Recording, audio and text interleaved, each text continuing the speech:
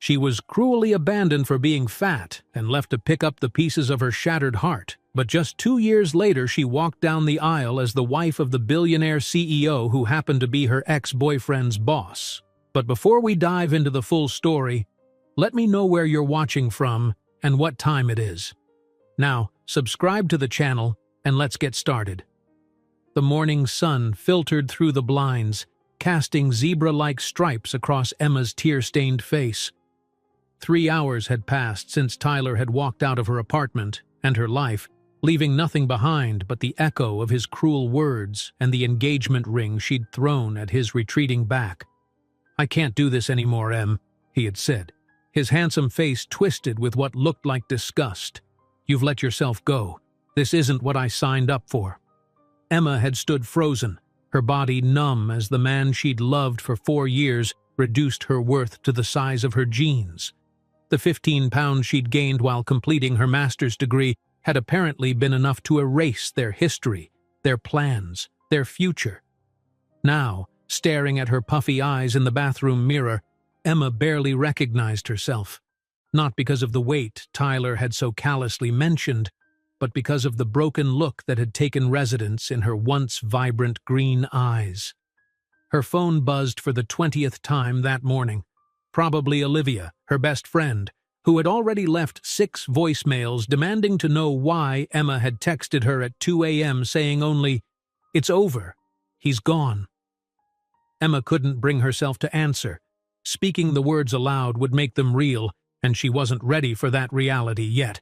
Instead, she slid down against the cool bathroom tile, hugging her knees to her chest as fresh tears threatened to spill. The worst part wasn't even that Tyler had left. It was how he had made her feel in those final moments. Worthless, unlovable, as if the only thing about her that had ever mattered was her appearance.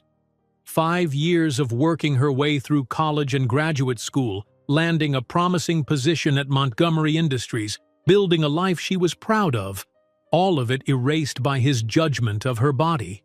"You're nothing special, Emma," Tyler had spat as she begged him to reconsider. "Look at yourself. You think anyone else is going to want you like this?" Her phone buzzed again, this time with a different tone. Her work alarm. Despite the emotional hurricane devastating her personal life, Emma was still expected at the office in an hour. Montgomery Industries waited for no one, not even someone whose life had just imploded. With robotic movements, Emma showered, applied concealer to her swollen eyes, and pulled on her most forgiving pencil skirt and a loose blouse. Her reflection stared back at her, professional on the outside, shattered within. The drive to Montgomery Tower passed in a blur of traffic lights and radio noise that didn't penetrate the fog in Emma's mind. She'd been working as a marketing project manager at the company for just over a year. Under normal circumstances, she loved her job. Today, she prayed she could make it through without falling apart. The sleek glass elevator carried her to the 37th floor.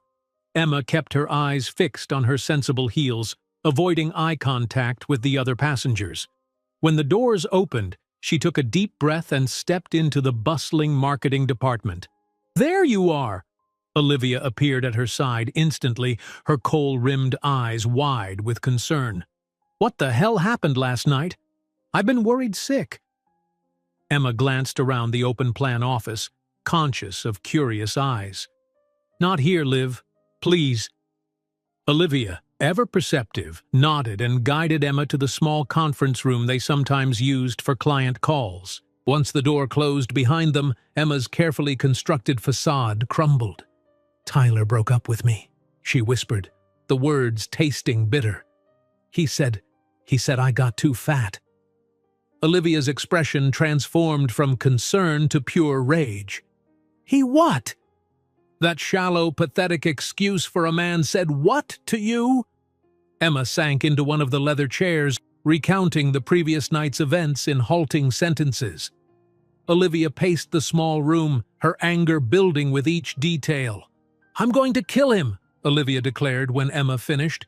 "I'm actually going to murder him. 4 years together and he throws it away because you gained a few pounds while getting your master's degree?" While working full-time? Are you kidding me? The fierceness of Olivia's defense made Emma's eyes well up again. He said no one else would want me, she admitted in a small voice. Olivia stopped pacing and knelt before Emma's chair. Listen to me. Tyler Wilson is an insecure, shallow little boy who doesn't deserve you. He never did, and he's dead wrong. The conference room door opened abruptly, making both women jump. Sophia Chen, their department head, stood in the doorway. Sorry to interrupt, Sophia said, her sharp eyes taking in Emma's distress. But I need to borrow Emma for the executive presentation. Lawrence just announced he wants to sit in, and the team is scrambling. Emma's stomach dropped. Lawrence Montgomery, CEO and founder of Montgomery Industries, rarely attended department presentations.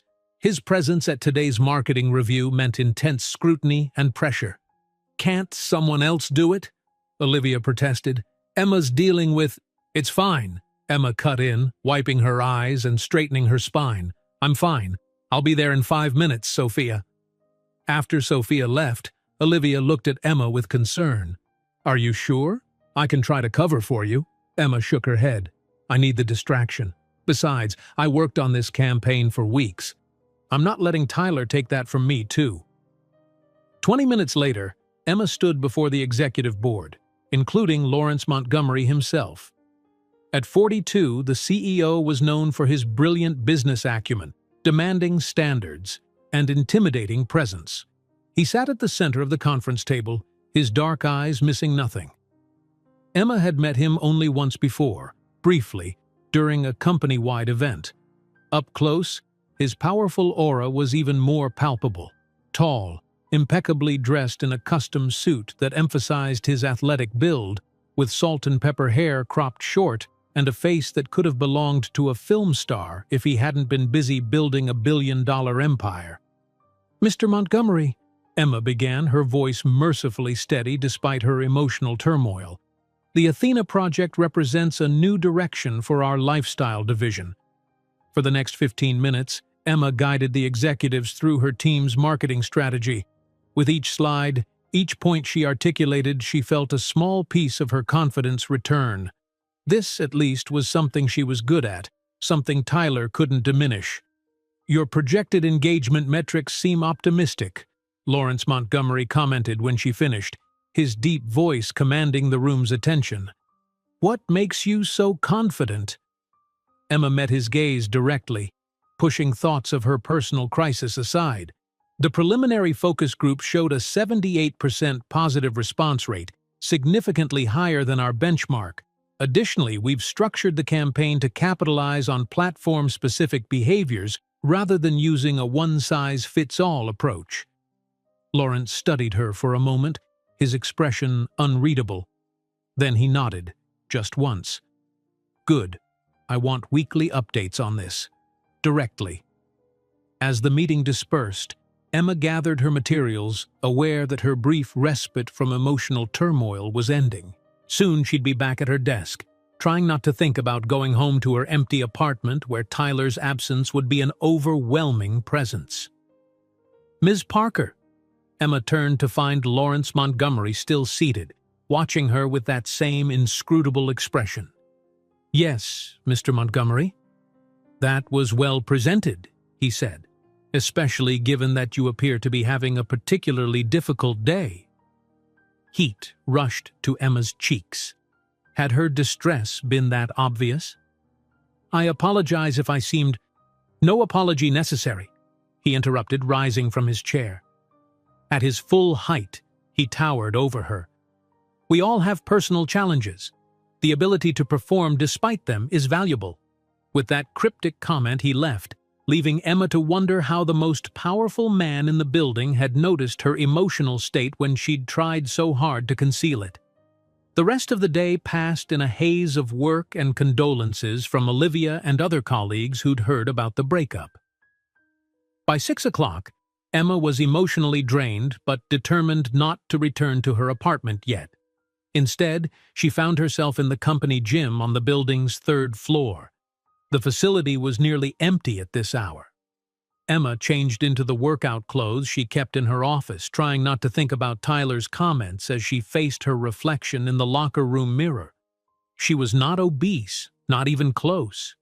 She was a size 12 now, up from the size 8 she'd been when she and Tyler first met. In the grand scheme of things, it wasn't dramatic, but Tyler had made her feel as though she'd committed an unforgivable sin by changing.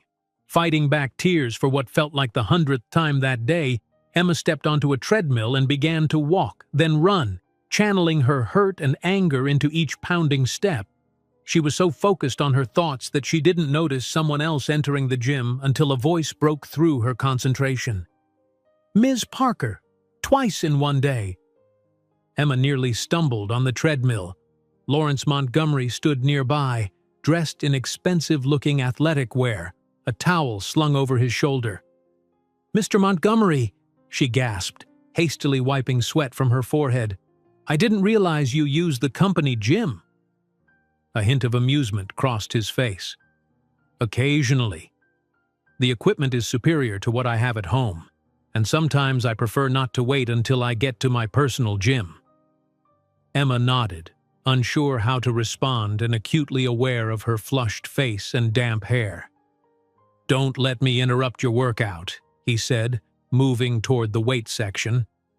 For the next 20 minutes, Emma was hyper-conscious of the CEO's presence as she completed her run. When she finally stepped off the treadmill, intending to escape to the locker room, Lawrence approached her again. "Ms. Parker," he said, "I hope you don't mind me asking, but is everything all right?" The unexpected concern in his voice nearly broke Emma's fragile composure. It's just a personal matter, sir." He studied her with those penetrating dark eyes. "If it affects your work, it becomes a professional matter as well." "It won't affect my work," Emma assured him quickly. "I promise." "Good." He paused, then added, "For what it's worth, personal setbacks often precede our greatest periods of growth. I've found that to be true in business and in life." Before Emma could process this philosophical observation from the notoriously stoic CEO, he gave her a brief nod and continued his workout, effectively dismissing her. As Emma showered and changed, her mind replayed the strange interactions with Lawrence Montgomery. Twice in one day he had noticed her, spoken to her, shown concern even. It was surreal, especially today of all days, when she felt completely invisible and worthless. When she finally returned to her empty apartment that night, Tyler's cruel words still echoed in her mind, but they were intermittently interrupted by the deep, authoritative voice of Lawrence Montgomery. "Personal setbacks often precede our greatest periods of growth." The weeks following Tyler's departure blurred together in a painful haze. Emma threw herself into work, volunteering for additional projects and staying late at the office to avoid going home to an apartment still haunted by his absence. Despite her best efforts to remove all traces of him, donating his forgotten clothes, rearranging furniture, even changing the bed sheets to a color he had always disliked, the ghost of his rejection lingered. The worst moments came at night when exhaustion finally drove her home. In the quiet darkness, Tyler's parting words would creep back, wrapping around her like poisonous vines. "You're nothing special, Emma. Look at yourself. You think anyone else is going to want you like this?" On the surface, Emma maintained a facade of recovery. She smiled at appropriate moments, contributed in meetings, and assured Olivia that she was getting there. But inside, a cruel voice that sounded suspiciously like Tyler's continued to undermine her confidence at every turn. It didn't help that Tyler had immediately begun dating Alexis Klein, a willowy blonde associate from his law firm whose Instagram was a carefully curated gallery of bikini photos and green smoothies.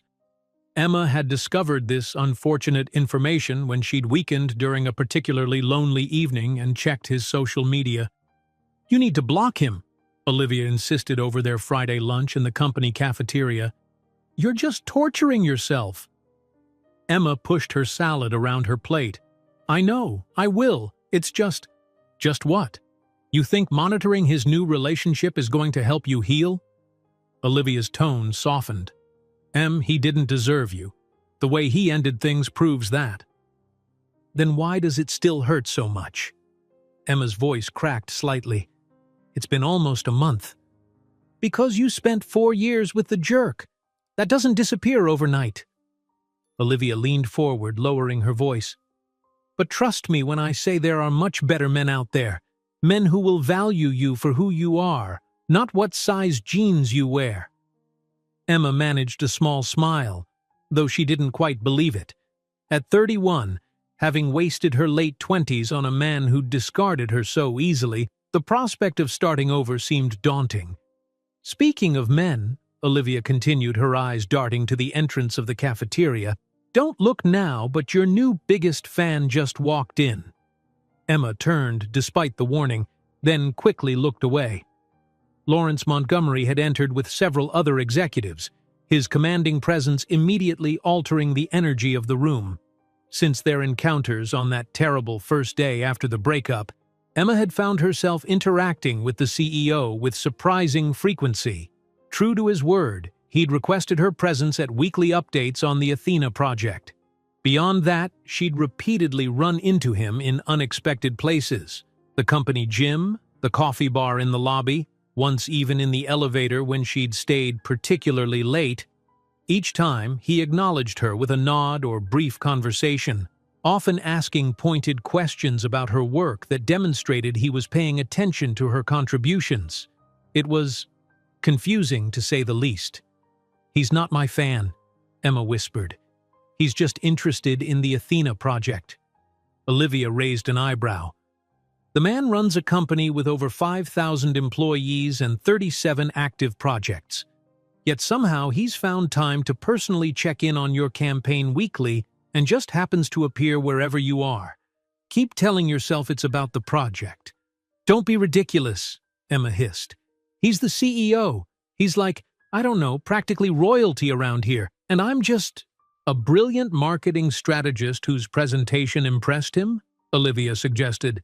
"Besides, he's single, you know, has been since his divorce 3 years ago." "Olivia, stop it." Emma felt her cheeks warming. "He's not interested in me that way. He probably doesn't even see me as a woman. I'm just an employee who's managing a project he cares about." As if on cue, Emma's phone vibrated with an email notification. She glanced down and nearly choked on her water. "What?" Olivia demanded. "What is it?" Emma turned the phone so her friend could see the screen. It was an email from Lawrence Montgomery's executive assistant. "Mr. Montgomery requests your presence at the Armstrong Gallery benefit tomorrow evening. The Athena project will be featured in discussions with potential partners. Black tie. Car will pick you up at 7 p.m. Please confirm availability." Olivia's eyes widened. "Holy shit," she whispered. "The Armstrong Gallery benefit? That's like the event of the season. Only the upper echelon gets invited." "It's for work," Emma insisted, trying to calm her suddenly racing heart. "The email says it's about the Athena project." "Sure it is," Olivia said with a knowing smirk. "That's why he's sending a car for you instead of just having you meet him there." "Stop it," Emma pleaded, though a tiny flutter of something that felt dangerously like hope stirred in her chest. "This is purely professional. And besides, even if it wasn't, which it definitely is, I'm not ready to think about another relationship, especially not with my boss." Olivia shrugged. "All I'm saying is, Lawrence Montgomery is the most eligible bachelor in the city. Brilliant, powerful, devastatingly handsome, and rumored to be worth over $3 billion. And he's taking a very specific interest in you." "He's taking an interest in the Athena project," Emma corrected, but even as she said it, she couldn't help wondering if there might be more to it than that. The rest of the day passed in a blur as Emma tried to focus on her work while her mind kept drifting to the upcoming benefit.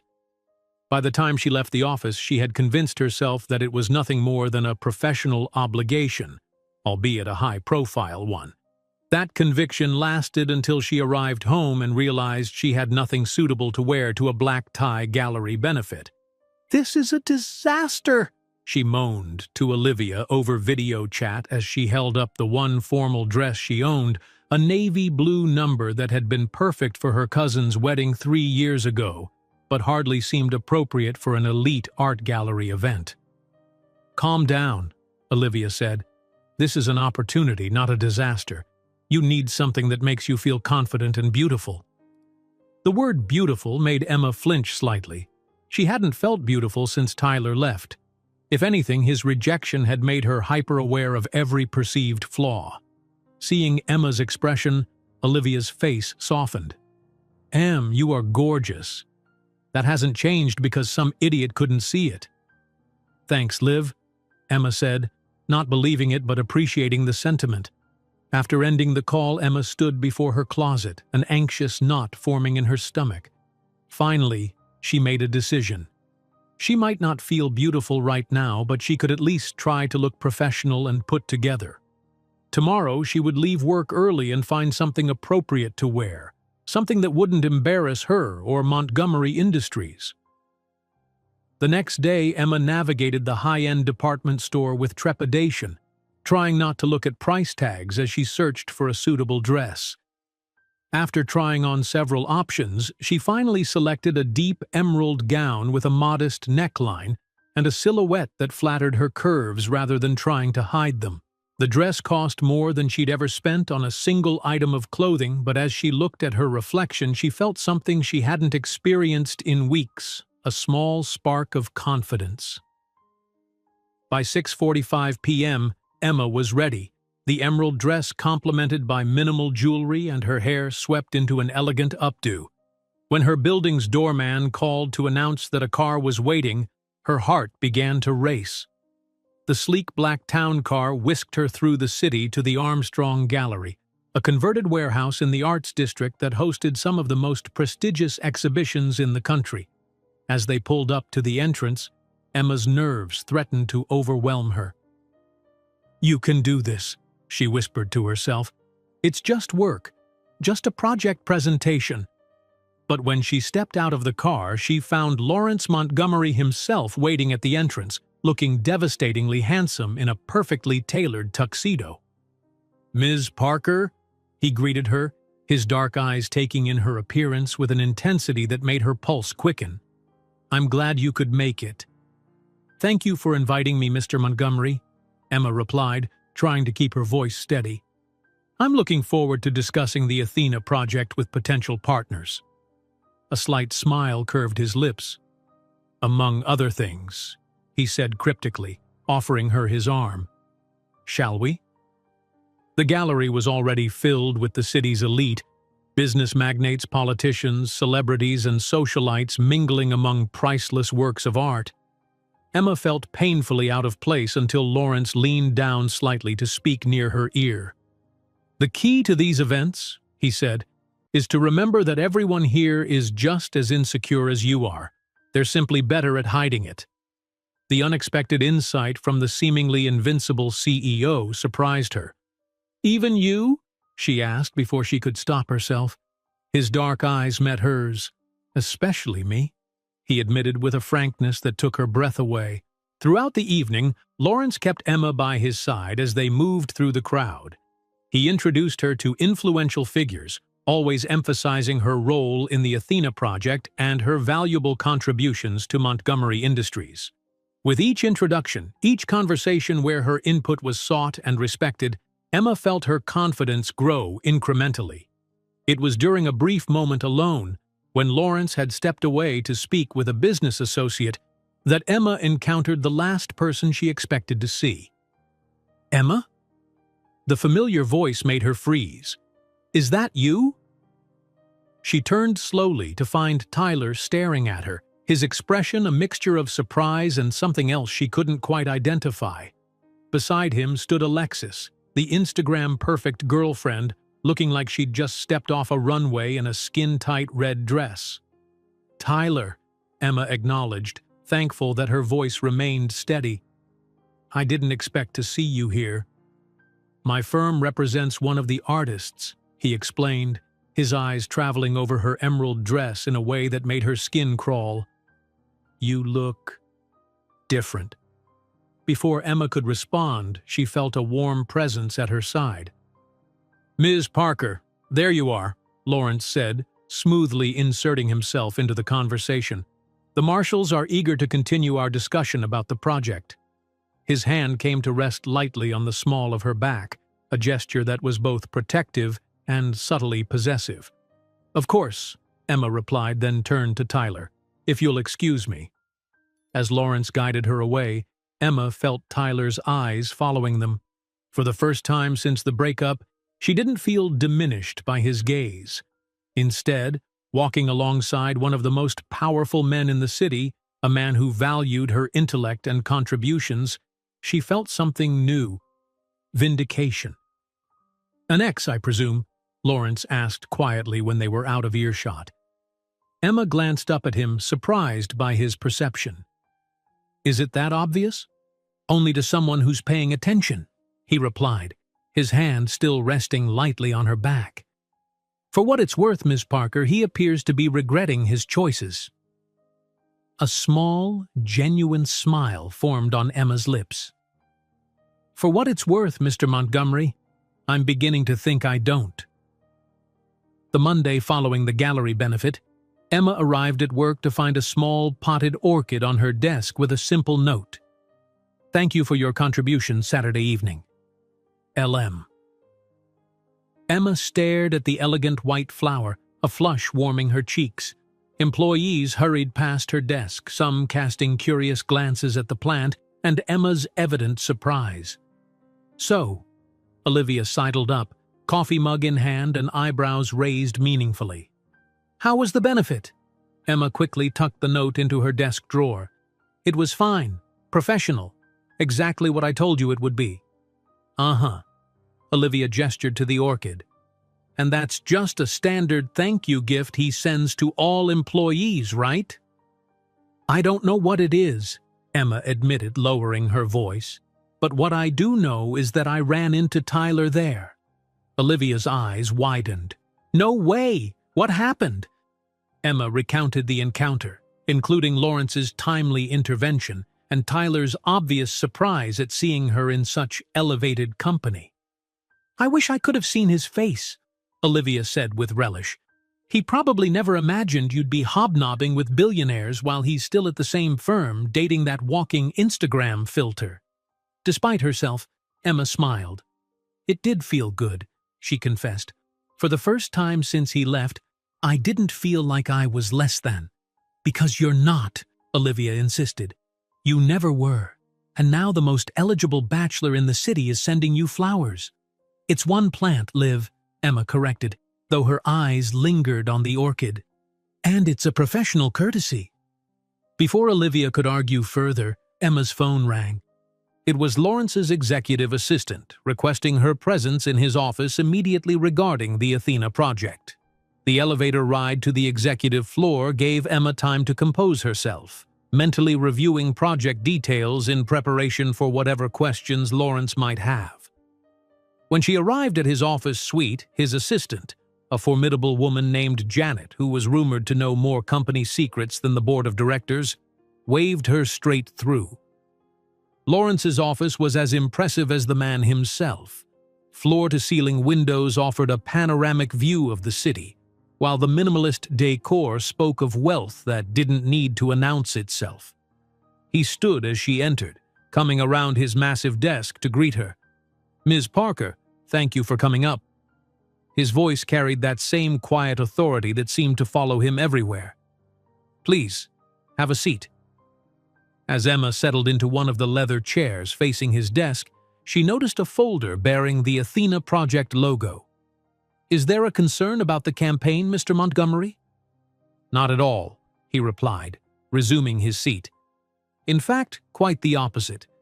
The contacts you spoke with at the gallery on Saturday were impressed. Marsden Group has expressed interest in a partnership that would expand the project's reach significantly." Relief washed over Emma. "That's wonderful news." "Indeed." Lawrence studied her for a moment. "Which brings me to why I called you here. Marsden wants to meet again, this time at their headquarters in Chicago. I'd like you to accompany me." Emma blinked, processing the request. "To Chicago?" "Yes. Their executive team has a 2-hour window this Thursday. We'd fly out in the morning, have the meeting, and return that evening." He paused, watching her reaction. Unless you have a conflict? No, Emma said quickly. No conflict. I'd be happy to join you. Good. The faintest hint of a smile touched his lips. I've found that your presence tends to improve meetings significantly. You have a way of articulating concepts that makes them accessible without oversimplifying. The unexpected compliment caught Emma off guard. Thank you, Mr. Montgomery. Lawrence, he said suddenly. When it's just us, I'd prefer you call me Lawrence. For a moment, Emma was speechless. The formality between them had been a comfortable barrier, one that reinforced the professional nature of their interactions. His invitation to use his first name felt like a breach in that wall. Of course, if you prefer, she managed, then added with a small smile, though I'm not sure I can picture Janet calling you anything but Mr. Montgomery. He laughed, a genuine warm sound that transformed his usually serious expression. Janet has been with me since I started the company in a one-room office 15 years ago. She's earned the right to call me whatever she likes, though she never exercises it. The brief glimpse into his early days intrigued Emma. Despite his current status, Lawrence Montgomery had built his empire from the ground up, a fact that was sometimes forgotten amid the trappings of his success. I didn't realize you'd been working together that long, Emma said. Lawrence's expression softened with reminiscence. Janet was a 55-year-old executive assistant who had just been laid off after 20 years with a company that decided she was too expensive to keep. I was a 27-year-old with big ideas and no idea how to run an office. We saved each other in a way.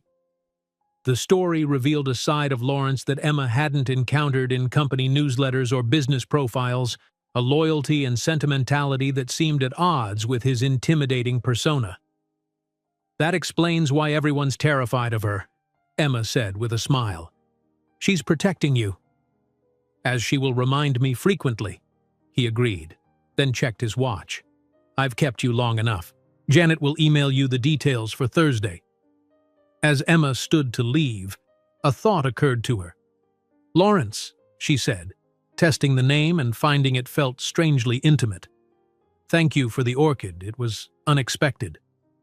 His dark eyes met hers. You seemed to appreciate the orchids at the gallery. They're resilient flowers, delicate in appearance but remarkably strong. The observation lingered in Emma's mind long after she'd returned to her desk. Was it possible he had been paying that much attention to her? And had his comparison between her and the orchid been intentional? The next few days passed in a flurry of preparation for the Chicago meeting. Emma found herself working late, perfecting her presentation and anticipating any questions the Marsden executives might ask. Each night as she left the office, she found herself glancing toward the executive floor, wondering if Lawrence was still working as well. On Wednesday evening, as she was about to leave, her phone buzzed with a text from an unknown number. Still at the office? If so, have you eaten? Emma stared at the message, her heart suddenly racing. How had he known she was still here? And more importantly, how did he have her personal number? Her fingers hovered over the screen as she debated how to respond. Finally, she typed, "Yes, still here. Haven't eaten since lunch. How did you get my number?" The response came almost immediately. Your emergency contact information. Not the proper channel, I admit. There's a new Vietnamese place 2 blocks east that delivers. Interested? Emma bit her lip, considering the implications. Sharing dinner with the CEO, even if it was just takeout in the office, felt like crossing a line. On the other hand, she was hungry, and the invitation seemed innocuous enough. Sounds good. What do you recommend? 20 minutes later, Emma found herself in Lawrence's office. Containers of fragrant Feijo and spring rolls spread across his coffee table as they discussed the Chicago presentation. The informal setting gradually relaxed the professional dynamic between them, and their conversation drifted to topics beyond work. So, what made you choose marketing? Lawrence asked, deftly handling chopsticks with an ease that suggested frequent practice. Emma considered the question, realizing it had been a long time since anyone had asked about her professional motivations. Tyler had always been more interested in talking about his own career than hers. "I like the psychology of it," she answered honestly. "Understanding what motivates people, what resonates with them, finding the intersection between what a company offers and what people genuinely need or want." Lawrence nodded, seeming genuinely interested. "Not the typical answer. Most people in marketing talk about creativity or communication skills. Those are important too," Emma acknowledged, "but at its core, good marketing is about empathy, seeing the world through someone else's eyes." "That explains your success," Lawrence said thoughtfully. "You have a rare ability to understand perspectives different from your own." The conversation flowed easily as they finished their meal, touching on books they'd read, cities they'd visited, and finally circling back to the company. "I should probably head home," Emma said reluctantly, noticing that it was approaching 9 o'clock. "Early flight tomorrow." "Of course." Lawrence stood, gathering the empty containers. "I'll have a car pick you up at 6. "That's not necessary," Emma protested. "I can get to the airport on my own." "I'm sure you can," he said with that hint of a smile that was becoming more frequent in their interactions. "But the company car will already be coming for me.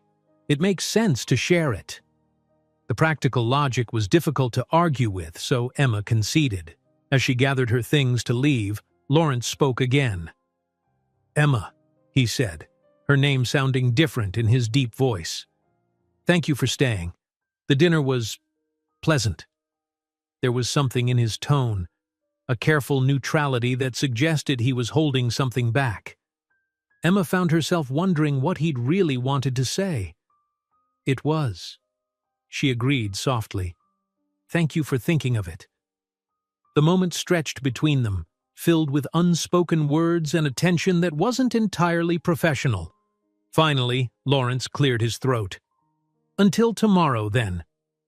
"Tomorrow," Emma echoed, and left before she could analyze the strange disappointment she felt at ending the evening.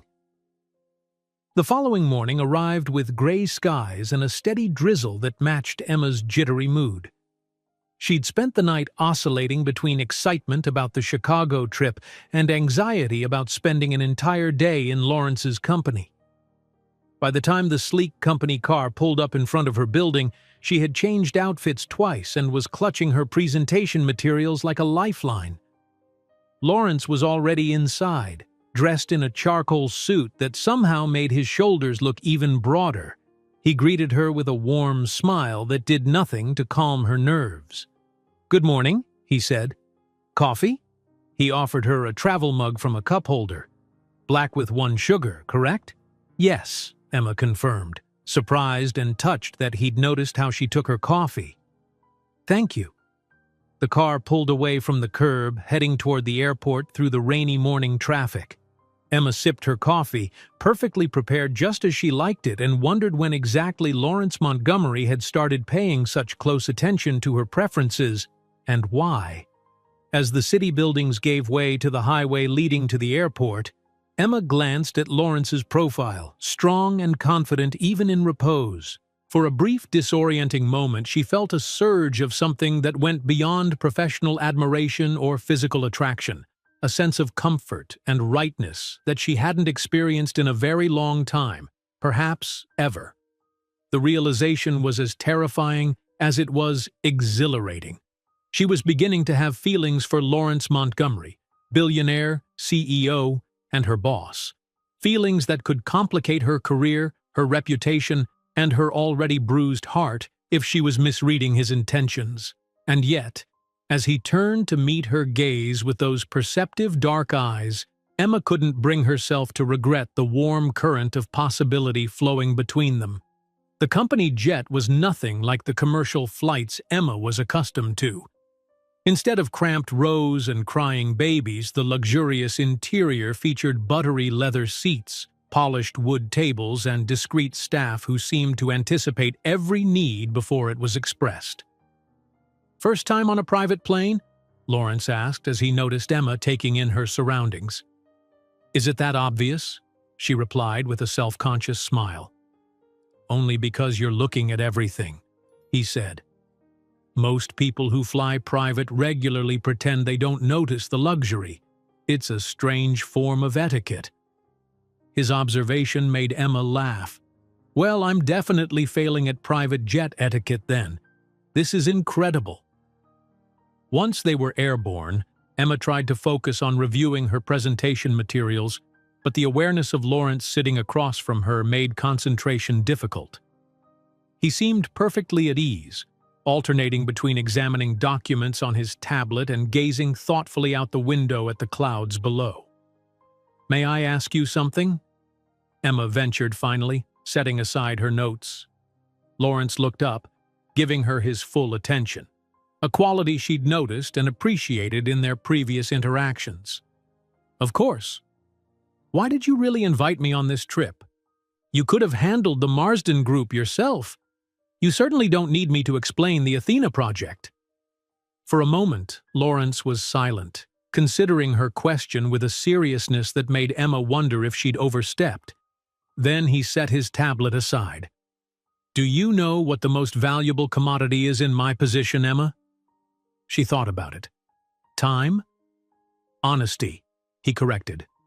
"The higher you rise, the less of it you encounter. People tell you what they think you want to hear, or what benefits them, or what protects their interests." He leaned forward slightly. "You don't do that. You speak your mind, even when it might be uncomfortable.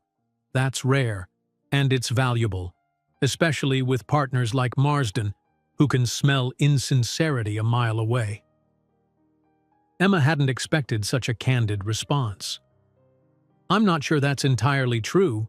I've certainly held my tongue in plenty of meetings." "But when you do speak, you're honest," Lawrence insisted. "Even now, questioning my motives instead of just accepting the opportunity. Most people in your position wouldn't risk it." There was something in his expression, a vulnerability beneath the confidence, that made Emma's heart beat faster. Before she could respond, the flight attendant approached to inform them they would be landing soon. The meeting with Marsden Group went even better than Emma had anticipated. The executives, initially skeptical, warmed to her presentation style and direct answers to their probing questions.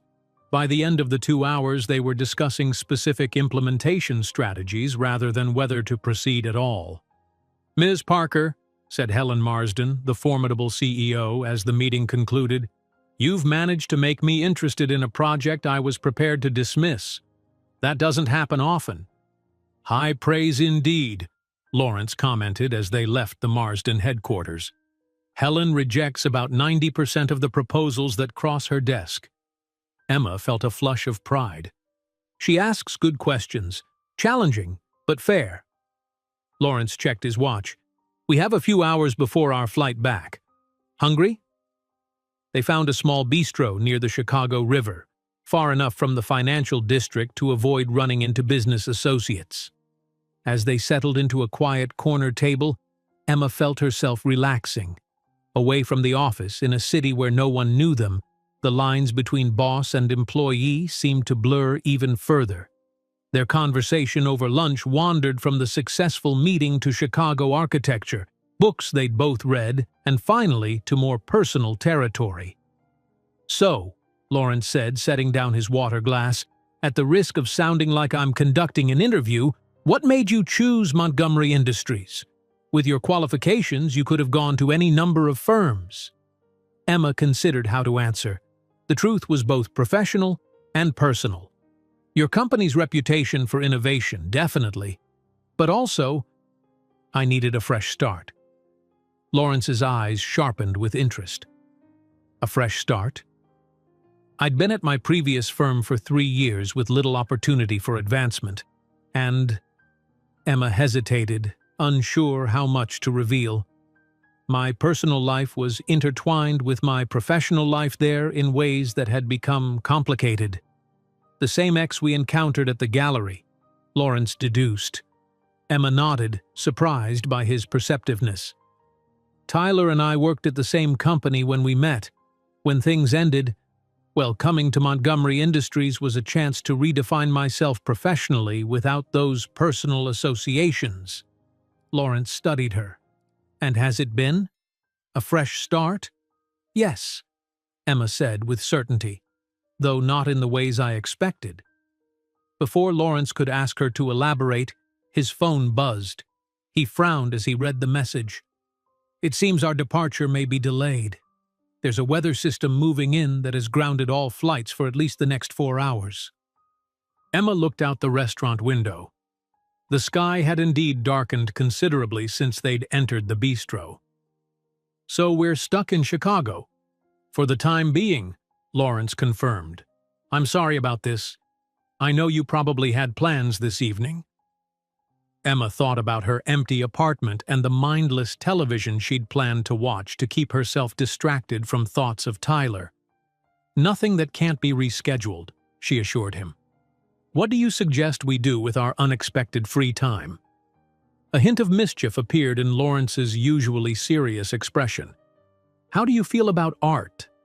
The Art Institute of Chicago was even more impressive than Emma had imagined. With Lawrence as an unexpectedly knowledgeable guide, she found herself seeing the collections through new eyes. I didn't realize you were so passionate about art, Emma commented as they paused before a particularly striking Monet. My mother was an artist, Lawrence explained. Not famous, but talented. She took me to museums from the time I could walk. Said it was important to see how beauty could emerge from struggle.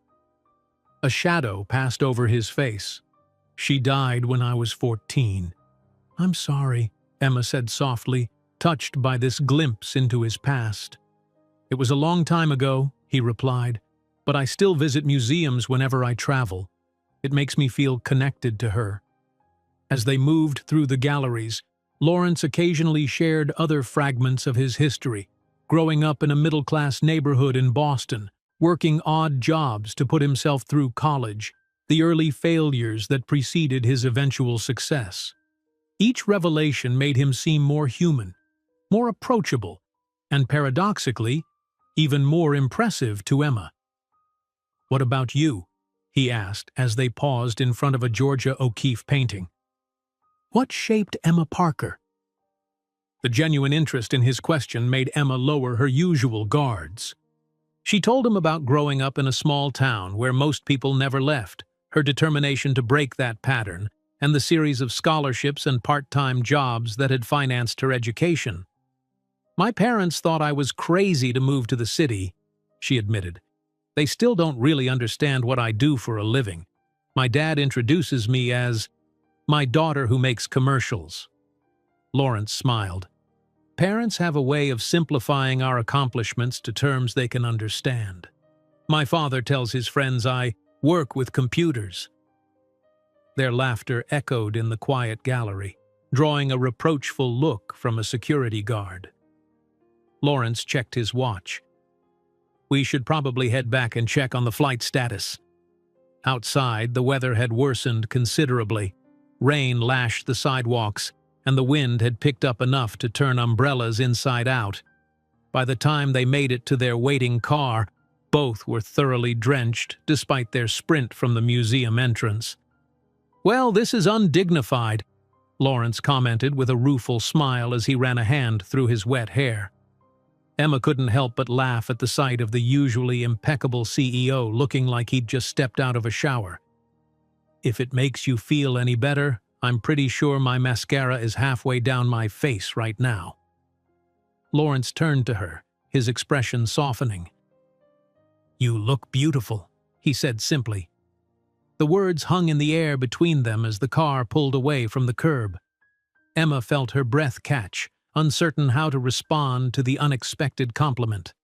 She was saved from having to reply when Lawrence's phone rang. He answered, listening intently before thanking the caller and hanging up. That was the pilot, he informed her. All flights are grounded until morning at the earliest. We'll need to stay overnight. Emma nodded, trying to process this development and what it might mean. "I guess we should find a hotel then." "Already taken care of. Janet has booked us rooms at the Langham. It's not far from here." The knowledge that they would be staying at separate rooms both relieved and disappointed Emma, a contradiction she wasn't quite ready to examine. The Langham proved to be as luxurious as the private jet, with soaring ceilings, elegant decor, and staff who didn't bat an eye at their bedraggled appearance.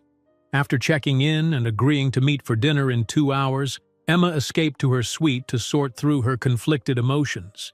The room was larger than her entire apartment, with floor-to-ceiling windows overlooking the Chicago River and Lake Michigan beyond.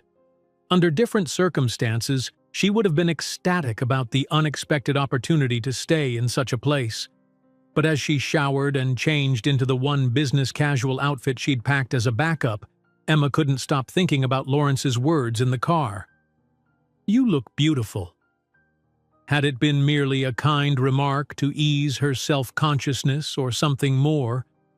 And more troublingly, why did she care so much? Emma had no illusions about her situation. Lawrence Montgomery was her boss, a fact that created a power dynamic she couldn't ignore. Beyond that, he belonged to a world so far removed from hers that it might as well be another planet. Men like him dated sophisticated, accomplished women who graced the society pages, not marketing managers still recovering from being dumped for gaining weight. And yet, there had been moments throughout the day when she'd caught him looking at her with an expression that seemed to transcend professional admiration. Moments when their conversation had flowed with an ease and intimacy that felt significant. By the time she met Lawrence in the hotel's elegant restaurant, Emma had resolved to maintain professional boundaries while enjoying the unexpected extension of their trip. Whatever she might be feeling, whatever she thought she might have glimpsed in his eyes, could be addressed, or more likely, ignored, when they returned to their normal lives. Lawrence was waiting at a corner table wearing what appeared to be new clothes, dark jeans and a gray cashmere sweater that looked deceptively simple until you noticed the perfect fit and quality of the materials. He stood as she approached, his eyes warming as they took her in. "Much drier," he commented with a smile. "Though I admit I'm missing the rain-soaked look. It had a certain charm." And just like that, Emma's resolution to maintain professional distance wavered, because the way Lawrence Montgomery was looking at her didn't feel professional at all. It felt like standing at the edge of something both thrilling and dangerous, with the decision to step forward or back entirely in her hands. Dinner with Lawrence in the elegant Chicago restaurant felt surreal to Emma. Candlelight softened his usually formidable features, and the absence of their normal work environment gave their conversation a different quality, more personal, less guarded. "Tell me something I wouldn't know about you from your employee file," Lawrence said as they waited for their entrees. Emma took a sip of her wine, considering. "That's a dangerous question. I could reveal something that makes you question my professional judgment." "I doubt that," he replied with a hint of a smile. "But if it helps, I'll go first." He leaned forward slightly. "Despite my success, I still have the recurring dream that I'm back in college. It's finals week and I've somehow forgotten to attend an entire class all semester." Emma laughed, both at his admission and how unexpectedly relatable it was. The classic academic anxiety dream? Really? Really? His eyes crinkled at the corners. "Your turn." "All right," Emma said, feeling bold. "I secretly love reality dating shows. The trashier, the better." Lawrence's eyebrows rose. "Now that I wouldn't have guessed." "It's my guilty pleasure after a stressful day," she admitted. "There's something comforting about watching other people's relationship drama instead of dealing with my own." As soon as she said it, Emma regretted bringing up relationships, however indirectly. It seemed too personal a territory to navigate with her boss, regardless of the undercurrent of attraction she'd been trying to ignore. But Lawrence didn't seem uncomfortable. If anything, his expression became more thoughtful. "I understand the appeal. Sometimes observing others' experiences gives us perspective on our own. Their meals arrived, momentarily pausing the conversation. As they began to eat, Lawrence spoke again. "May I ask you something personal, Emma? Feel free to decline if you'd prefer." Her heart rate quickened. "You can ask. I reserve the right not to answer." He nodded, accepting the boundary. "The man at the gallery, your ex. He hurt you quite deeply, didn't he?" The question caught Emma off guard, as much for its insight as for Lawrence's evident concern. She considered deflecting, but found herself wanting to be honest. "Yes," she admitted softly. "Not just because he ended things, but how he did it. The things he said." She took another sip of wine, gathering courage. "He told me I'd let myself go, that no one else would want me." Anger flashed across Lawrence's face, a brief, fierce expression that was gone almost as quickly as it appeared. "That's not just cruel. It's absurd," he said, his voice low but intense. "Surely you know that." Emma gave a small, self-deprecating shrug. "Intellectually, maybe. But when someone you trust says something like that, it sticks with you." "It shouldn't," Lawrence said firmly. "Not when it's so patently false." The conviction in his voice made Emma look up, meeting his gaze directly. What she saw there, admiration, outrage on her behalf, and something warmer, made her breath catch. "What about you?" she asked, partly to shift attention away from herself and partly from genuine curiosity. "Your divorce was quite public. That must have been difficult." Lawrence was quiet for a moment, and Emma feared she'd overstepped. But then he nodded slowly. "It was," he acknowledged. "Caroline and I were both at fault, in different ways. I was building the company, working 18-hour days, missing dinners and events. She was lonely, resentful." He paused. "She had an affair with my then CFO. When I found out, I fired him immediately. The divorce followed shortly after." "I'm sorry," Emma said sincerely. "That's a double betrayal." "It was 3 years ago," Lawrence said with a slight shrug. "In retrospect, the marriage was over long before the affair. We'd become strangers living in the same house." He looked directly at Emma. "The lesson I took from it was that success means nothing if you have no one to share it with. Unfortunately, I learned it too late to save my marriage." The vulnerability in his admission created an intimacy between them that transcended their professional relationship. Emma found herself sharing more about her own past, her relationship with Tyler, her struggles with self-worth, even her secret dreams of eventually starting her own marketing consultancy. By the time they finished their dessert, Emma felt as though she knew Lawrence in a way few at Montgomery Industries ever could, not just as a CEO but as a person, complex, thoughtful, and far more approachable than his reputation suggested. "Shall we take a walk?" Lawrence suggested as they left the restaurant. "The rain seems to have stopped." Outside, the night air was cool and fresh after the storm. Chicago's lights reflected in the still wet streets, creating a landscape of shimmering color. They walked in comfortable silence for a while, close but not touching until they reached a small park overlooking the river. "I've always loved cities at night," Lawrence said, gazing out at the illuminated skyline. "Especially after rain. Everything looks cleaner, more vivid." Emma nodded, acutely aware of his presence beside her. "It's beautiful." Lawrence turned toward her. "Emma," he began, his voice different than she'd ever heard it. Hesitant, almost vulnerable. "I hope I haven't overstepped today. Our conversations, this dinner. It wasn't my intention to make you uncomfortable." "You haven't," she assured him quickly. "I've enjoyed today, all of it." Relief flickered across his face. "Good. So have I." He paused, seeming to choose his next words carefully. "I find myself thinking about you quite often, not just your work, though that continues to impress me, but you, your perspective, your resilience, your company." Emma's heart hammered in her chest. "Lawrence, I know," he interrupted gently. "The situation is complicated. I'm your boss. There are power dynamics we can't ignore, corporate policies to consider. His eyes held hers.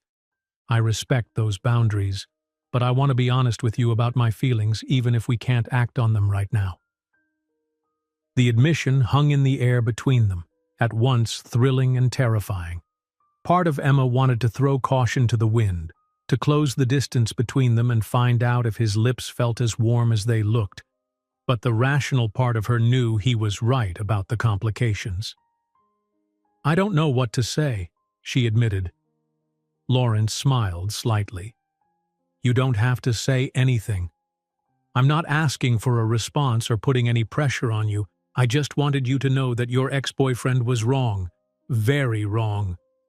The reference to Tyler's parting words made Emma's breath catch. Lawrence had remembered that detail from their dinner conversation and understood what it had done to her confidence. "Thank you," she said softly. They walked back to the hotel in a silence charged with unspoken possibilities. At the elevator, Lawrence pressed the button for their floor, standing slightly apart from Emma, as if consciously maintaining distance. When they reached her door, Emma turned to him, suddenly reluctant for the evening to end, despite knowing it was the sensible thing. "What time should we leave for the airport tomorrow?" she asked, grasping for a safe professional topic. "The flight is scheduled for 10, Lawrence replied. "We should leave by 8:30 to be safe." He hesitated, then added, "Emma, regardless of what happens or doesn't happen between us personally, I want you to know that your position at Montgomery Industries is secure. Your work stands on its own merit." The assurance touched her. "I appreciate that." Lawrence nodded, his expression warm but respectful. "Good night, then." "Good night, Lawrence." As her door closed behind her, Emma leaned against it, her mind replaying their conversation in the park. Lawrence Montgomery was attracted to her. More than that, he admired and respected her. The knowledge was intoxicating and terrifying in equal measure.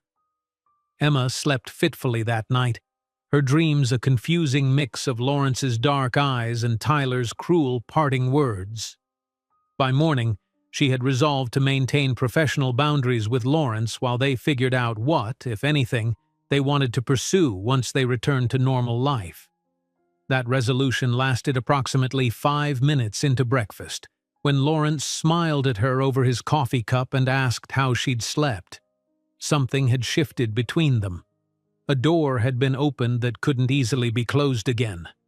The flight back to the city was quieter than their outbound journey, both of them catching up on emails and messages that had accumulated during their extended stay. But Emma was acutely aware of Lawrence's presence across from her, the memory of his words in the park making concentration difficult. As the plane began its descent, Lawrence set aside his tablet.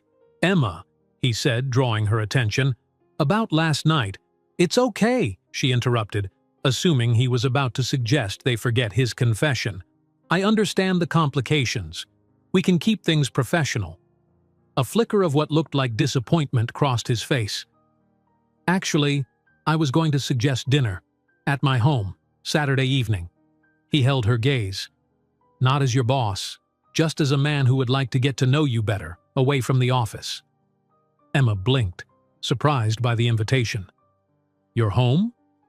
"It's more private than a restaurant," he explained. "No prying eyes or gossip, just good food and conversation." He paused. "And to be clear, it's just dinner. No expectations or pressure." The sincerity in his eyes made Emma believe him. Despite the obvious attraction between them, Lawrence was giving her space to decide how, or if, they would explore what was developing. "I'd like that," she said finally. His smile was warm and genuine. "Good. I'll send a car for you at 7. The rational part of Emma's brain warned her that getting involved with Lawrence Montgomery could complicate her career, her reputation, and her already bruised heart. But as the plane touched down and she caught him looking at her with those intense, appreciative eyes, Emma found herself caring less and less about being rational. Because for the first time since Tyler had walked out, she felt truly seen. Not for her appearance or what she could offer someone else, but for who she was. and that feeling was worth risking everything for. When they parted ways at the airport, Lawrence to a waiting company car, Emma to a taxi, he squeezed her hand briefly, the touch sending electricity up her arm. "Until Saturday," he said, his voice low and meant only for her. "Until Saturday," she echoed, already counting the hours. Back at her apartment, Emma was greeted by the sight of the white orchid on her coffee table, the one Lawrence had given her after the gallery benefit. Its delicate blooms had fully opened, transforming what had been a modest plant into something spectacular. As she touched one of the silky petals, Emma thought about Lawrence's earlier words. Resilient flowers. Delicate in appearance but remarkably strong. Maybe, she thought with growing certainty, he had been talking about her all along. Emma's return to work the following day came with a strange sense of dissonance. Everything in the office looked exactly the same. The same cubicles, the same fluorescent lighting, the same colleagues hurrying to meetings. But she felt irrevocably changed by her time in Chicago with Lawrence. "Spill it," Olivia demanded as she cornered Emma by the coffee machine. "You've been back for 24 hours and haven't said a word about your trip. Did something happen?" Emma glanced around to ensure no one was within earshot. "Nothing happened exactly, but we talked. Really talked." "About?" "Everything. His divorce, my breakup with Tyler, our backgrounds, our goals." Emma lowered her voice further. "He told me he thinks about me. Not just my work, but me." Olivia's eyes widened.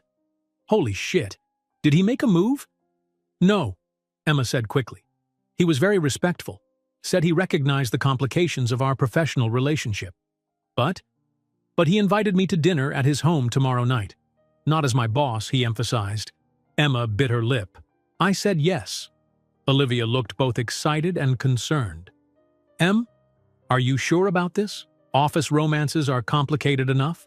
Office romances with the CEO are in a whole other league." "I know," Emma sighed. "Believe me, I've spent a lot of time thinking about it. But there's something between us, Liv. Something I can't just ignore. Have you considered the optics? Not to be a downer, but people talk. If word gets out, that's why he suggested dinner at his home instead of a restaurant," Emma explained. "More privacy." Olivia's expression softened. "I'm not saying don't pursue this. Just be careful. Your career matters too." "I know," Emma assured her. "We're both aware of the complications. For now, we're just exploring whatever this is privately." The rest of Emma's workday passed in a blur of meetings and deadlines with periodic text messages from Lawrence that made her heart race despite their professional content. Each one ended with a simple, "looking forward to tomorrow," that carried more meaning than the words themselves. By Saturday morning, Emma's nerves had reached a fever pitch. She'd tried on every outfit in her closet, rejecting each one for being either too formal, too casual, or too reminiscent of work attire. None seemed right for dinner at a billionaire's home, especially when that billionaire was someone she was undeniably attracted to. "This is ridiculous," she muttered to herself. "It's just dinner." But it wasn't just dinner, and she knew it. It was a deliberate step across a line they'd both acknowledged but hadn't yet crossed. It was the beginning of something neither of them had put into words. After hours of indecision, Emma settled on a deep burgundy wrap dress that flattered her curves without being overtly sexy. She paired it with modest heels and simple gold jewelry, wanting to look like herself, not who she thought Lawrence might want her to be. As she applied her makeup, Emma found herself studying her reflection with new eyes. The woman looking back at her wasn't the broken, confidence-shattered person Tyler had left behind. There was a new light in her eyes, a certainty in her movements that had been missing for months. Her phone buzzed with a text from Olivia. "Good luck tonight. Remember, you're a catch. He's lucky to have dinner with you." The message made Emma smile. Regardless of what happened with Lawrence, the past few weeks had taught her an important lesson. Her worth wasn't determined by Tyler's assessment of her. It never had been. At precisely 7 o'clock, the intercom in Emma's apartment buzzed. The car Lawrence had promised was waiting downstairs. With a final glance in the mirror and a deep breath, Emma grabbed her purse and headed down. The drive to Lawrence's home took them out of the city to an affluent suburb where houses were set far back from the road, hidden behind gates and mature trees. Emma had expected Lawrence to live in a penthouse downtown, not a secluded estate. When the car turned into a long driveway flanked by ancient oaks, her nervousness intensified. The house that came into view was both impressive and unexpectedly welcoming, a modern interpretation of a traditional design, with warm lighting glowing from numerous windows. It was large but not ostentatious, beautiful without being intimidating. Lawrence was waiting at the door as the car pulled up, casually dressed in dark jeans and a light blue button-down shirt with the sleeves rolled up to reveal strong forearms. The sight of him looking so relaxed, so different from his office persona, sent a flutter through Emma's stomach. "You found the place," he said with a warm smile as he opened the car door for her. "Your driver is very competent," Emma replied, returning his smile as she stepped out. Lawrence offered his hand to help her, then kept hold of it a moment longer than necessary. "You look beautiful," he said softly. "Thank you." Emma felt a blush warming her cheeks. "So does your home." "Let me show you around," he offered, leading her inside. The interior of Lawrence's house continued the theme of understated luxury: open spaces, comfortable furniture that invited you to sit, and tasteful art that Emma suspected might be original works by significant artists. But what struck her most was how lived-in it felt. This wasn't a showplace designed to impress. It was a home. "I thought we'd eat on the terrace," Lawrence said as he guided her through the house. "The weather's perfect tonight." He was right. The evening was mild, with a gentle breeze carrying the scent of blooming flowers from the garden below. The terrace overlooked a beautifully landscaped yard that faded into natural woodland beyond. A small table had been set with candles, wine glasses, and simple white china. It was intimate without being overtly romantic, a balance that seemed to acknowledge the delicate nature of their evolving relationship. "Did you do all this yourself?" Emma asked, gesturing to the table. Lawrence's expression turned sheepish. "I'd like to claim credit, but no. My housekeeper, Mrs. Winters, prepared everything before leaving for the evening, though I did select the wine and I'll be cooking dinner myself." "You cook?" Emma couldn't hide her surprise. "Don't sound so shocked," he laughed. "I live alone. It was either learn to cook or subsist on takeout." He pulled out a chair for her. "Wine while we wait for the first course?" As Lawrence poured the wine, Emma took the opportunity to study him in this new setting. Away from the office, he seemed more relaxed, his movements less measured. There was an ease about him she hadn't witnessed before. "A toast," he said, raising his glass, "to unexpected connections." Emma touched her glass to his, "to unexpected connections." Their eyes met over the rims of their glasses, and Emma felt that now familiar current of electricity between them. It would be so easy to give in to it completely, to let whatever was building between them take its natural course, but she knew they both had questions that needed answering first.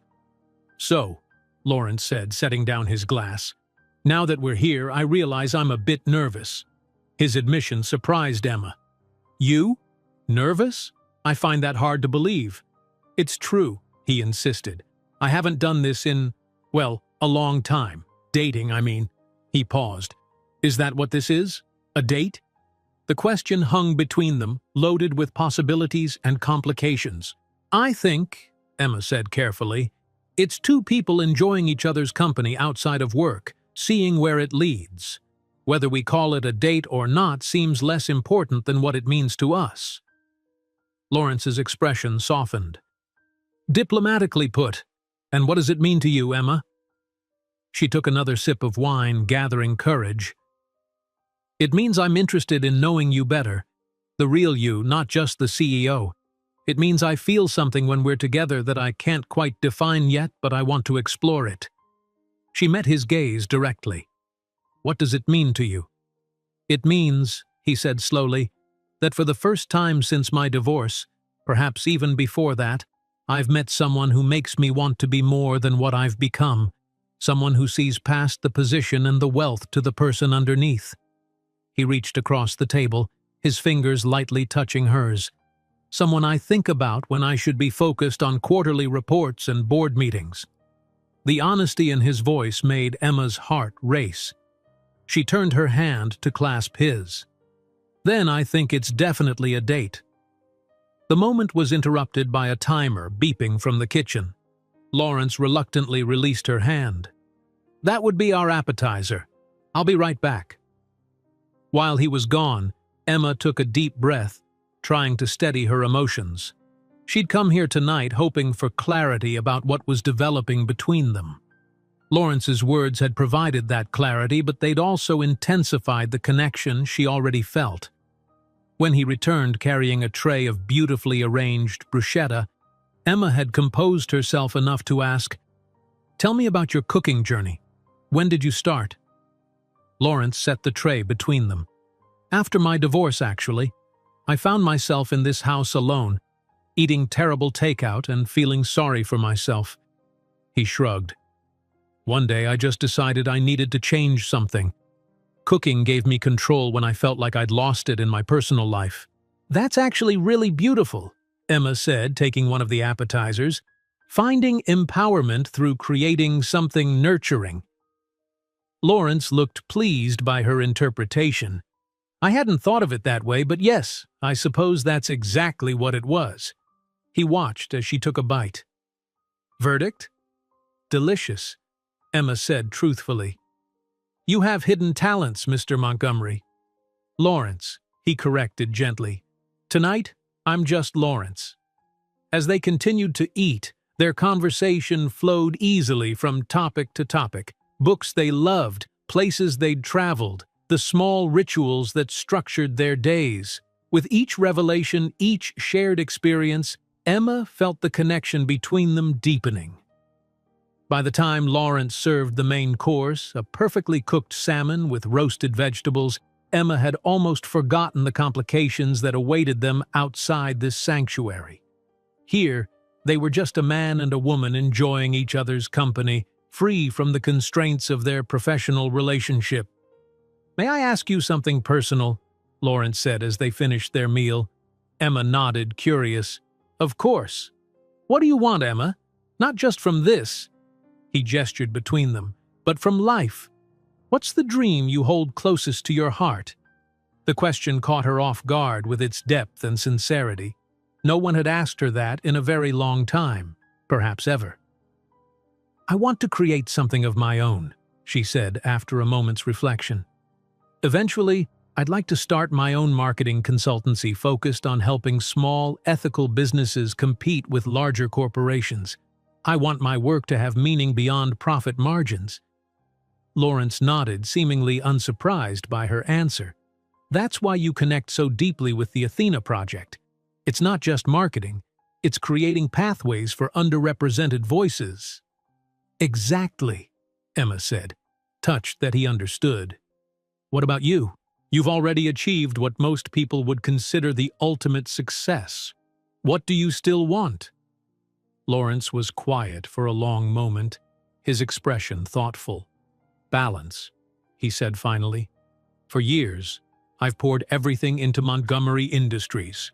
I've sacrificed relationships, personal time, even my health at points. I'm proud of what I've built, but lately I've been wondering what it's all for if there's no one to share it with." The vulnerability in his admission created a moment of profound intimacy between them. Without thinking, Emma reached across the table and took his hand.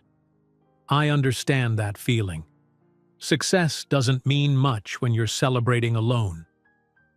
Lawrence's fingers intertwined with hers, his thumb tracing gentle circles on her skin. "That's exactly it," he said softly. "Exactly." As the evening cooled, Lawrence brought out a soft throw blanket for Emma and lit the fire pit embedded in the terrace. They moved to a comfortable seating area, close enough that their shoulders occasionally brushed, sending sparks of awareness through Emma with each contact. Under the stars, with the gentle crackle of the fire providing a soothing backdrop, Emma felt a sense of peace she hadn't experienced in months, perhaps years. The complications of their situation still existed, but in this moment, they seemed distant and manageable compared to the connection they were building. "I'm glad you came tonight," Lawrence said, his voice low and intimate in the darkness. Emma turned to him, her heart full of emotions she wasn't quite ready to name. "So am I." The end of their evening came too soon for Emma. When Lawrence walked her to the waiting car, there was a moment, a pause filled with unspoken desire, where they stood close enough that she could feel the warmth radiating from his body.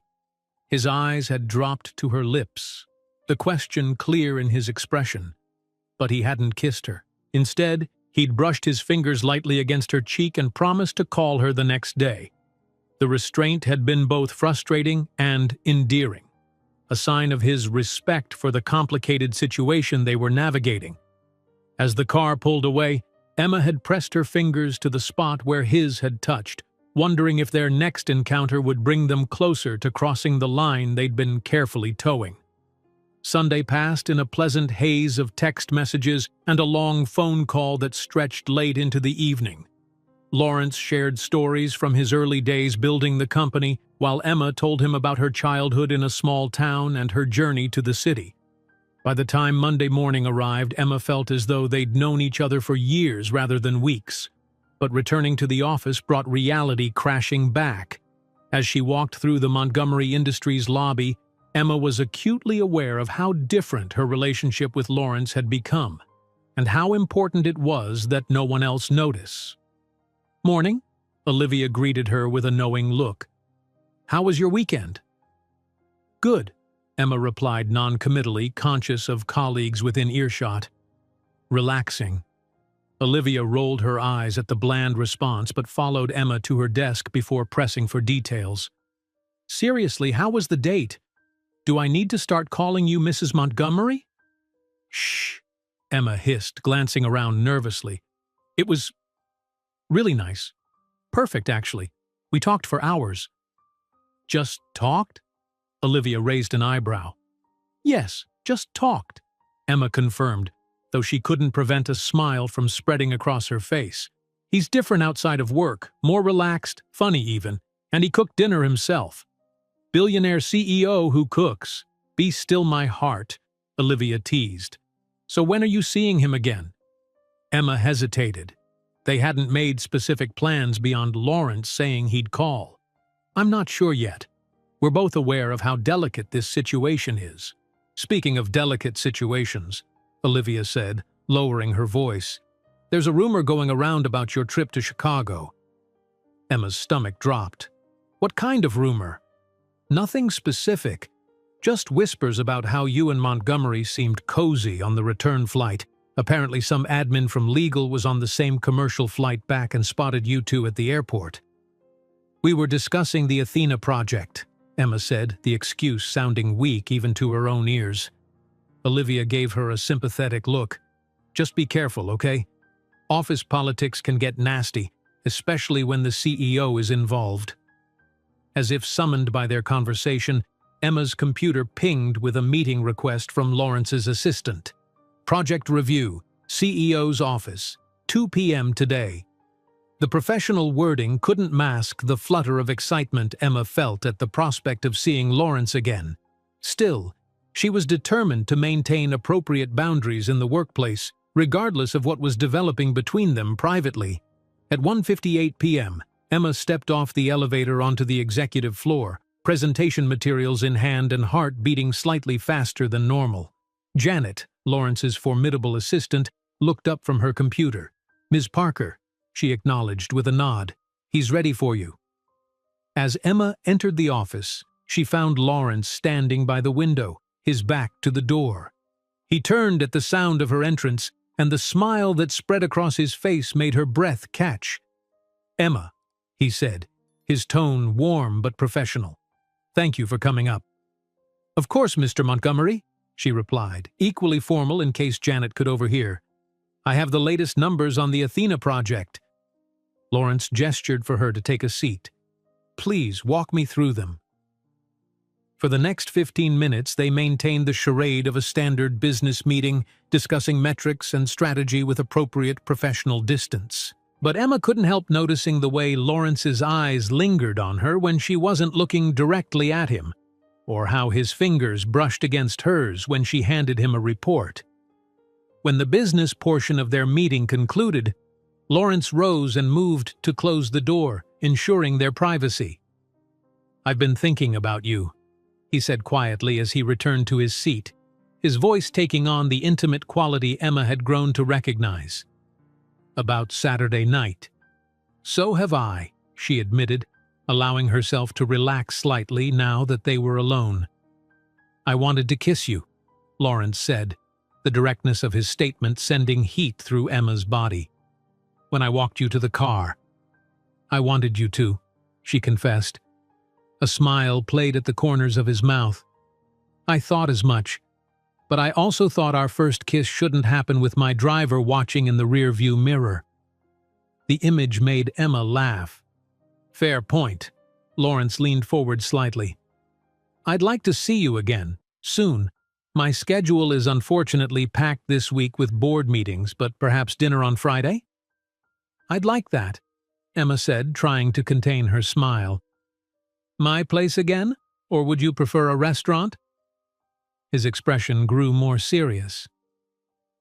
"I'm conscious of not making you uncomfortable, Emma. If you'd rather be somewhere public." "Your place is perfect," she interrupted gently.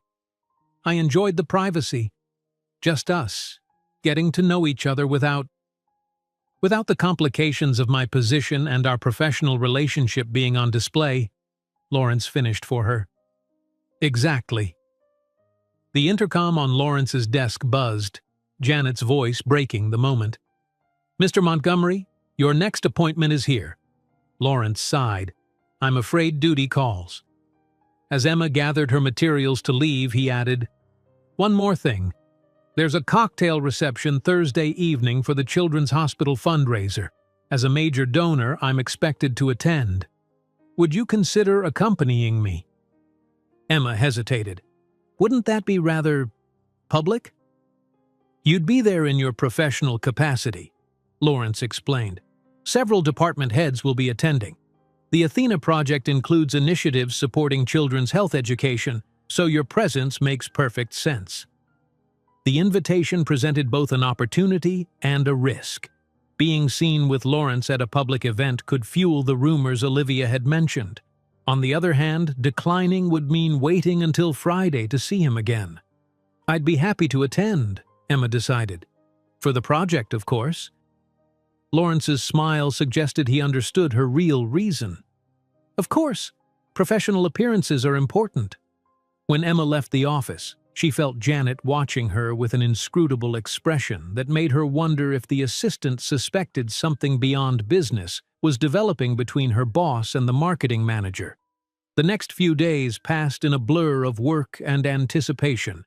Emma and Lawrence maintained a careful professional distance, their interactions limited to necessary meetings and emails with appropriate copy lists.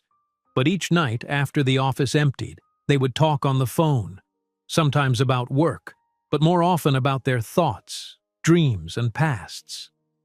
With each conversation, Emma felt the connection between them deepening. Lawrence wasn't just her boss or an attractive man she was dating. He was becoming someone she trusted, someone who understood her in ways Tyler never had. On Thursday evening, Emma took extra care with her appearance for the Children's Hospital fundraiser. She chose a conservative but elegant black dress that wouldn't draw undue attention but still made her feel confident. As she applied her makeup, she realized with a start that she hadn't thought about Tyler's cruel words in days. The insecurity that had plagued her after the breakup was fading, replaced by a growing certainty in her own worth, a worth that Lawrence clearly saw and appreciated. The event was held in the grand ballroom of the city's most prestigious hotel. Emma arrived separately from Lawrence, as they'd agreed would be most prudent. The space was already filled with the city's elite when she entered. Business leaders, politicians, old money families, and celebrities lending their fame to the worthy cause. Emma spotted Lawrence immediately, his height and commanding presence making him stand out even in this distinguished crowd. He was engaged in conversation with an elderly couple, but his eyes found hers across the room almost immediately, a brief smile of recognition crossing his face before he returned his attention to his companions. Following their plan to maintain appearances, Emma made her way to where Sophia Chen, her department head, stood with several other Montgomery Industries executives. "Emma, glad you could make it," Sophia greeted her. "Have you met James Porter, our CFO?" For the next hour, Emma circulated among her colleagues, discussing the Athena project with those who expressed interest and making valuable connections. She was so engaged in a conversation with the company's public relations director that she didn't notice Lawrence approaching until he was beside her. "Ms. Parker," he said formally, though his eyes conveyed a warmer message. "I was just telling Mayor Wilson about the educational components of the Athena project. Perhaps you could elaborate?" The mayor, a silver-haired woman with shrewd eyes, regarded Emma with interest as Lawrence made the introduction. Emma launched into a concise overview of the project's initiatives, conscious of Lawrence's approving gaze. "Impressive," the mayor commented when Emma finished. "Montgomery Industries is fortunate to have someone with your insight leading this effort." "Ms. Parker is one of our most valuable team members," Lawrence agreed, his tone professional but his eyes conveying more personal appreciation.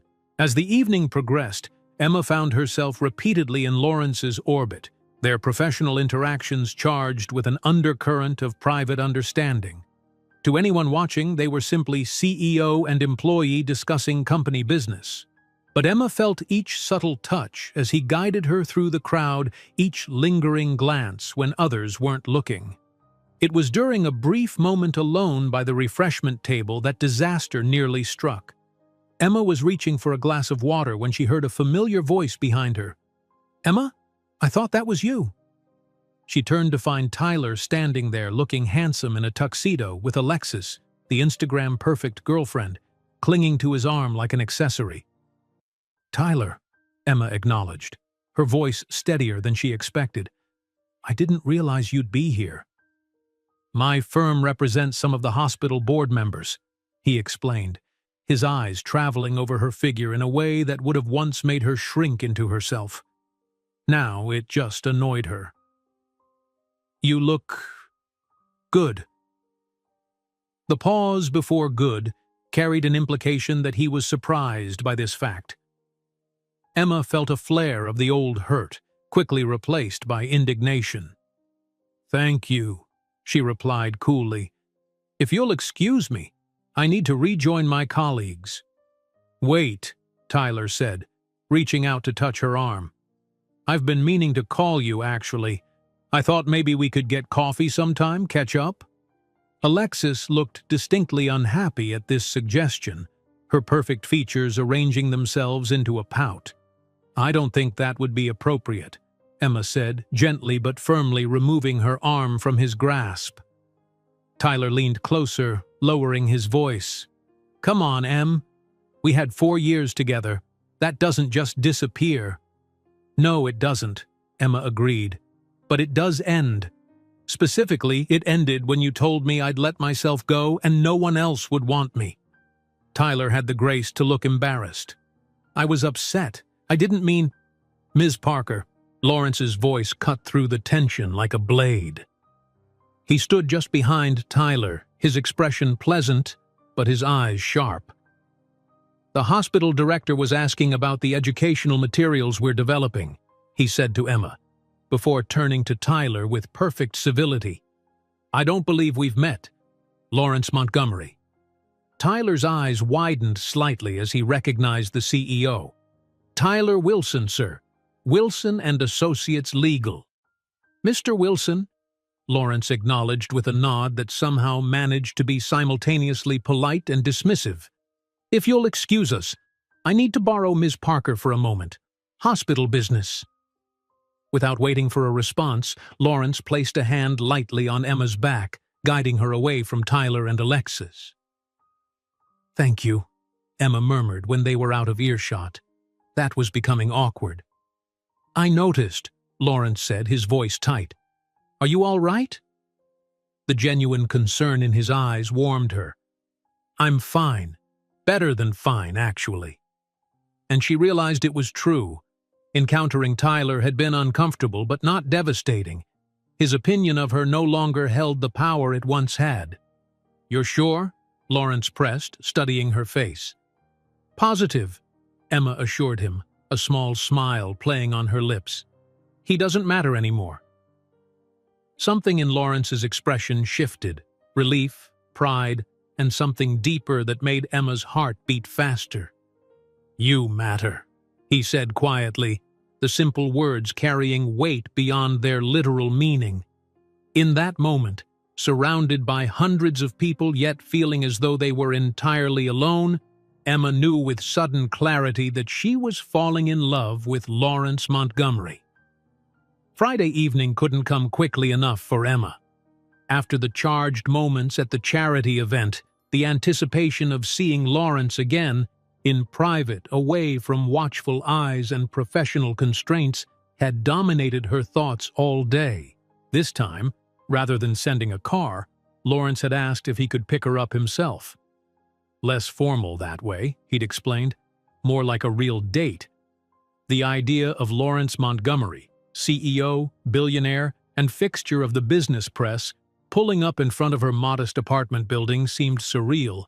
And yet, at precisely 7 o'clock, Emma looked out her window to see a sleek black Aston Martin parked at the curb. Her heart quickened as she watched Lawrence emerge from the driver's side, casually elegant in dark jeans and a gray sweater.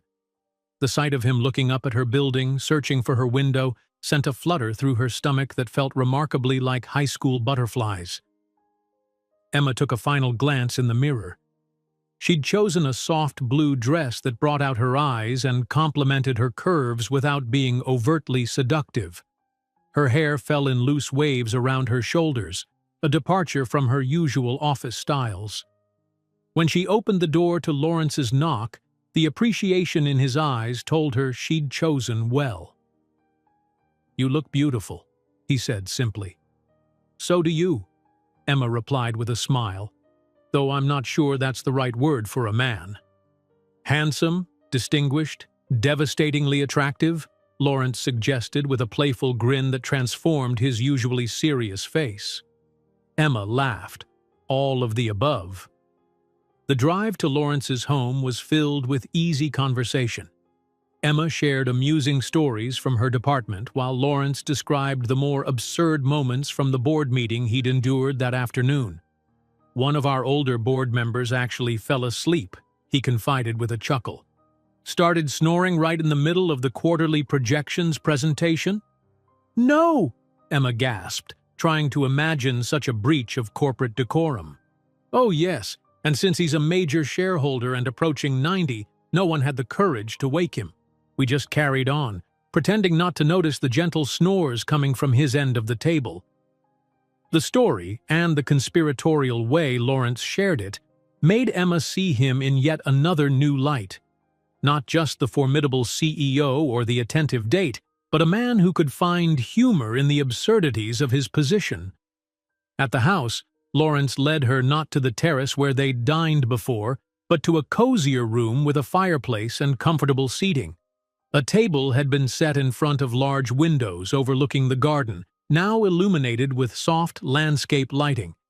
"I thought we'd try something different tonight," he explained. "Mrs. Winters prepared everything, but I gave specific instructions for the menu."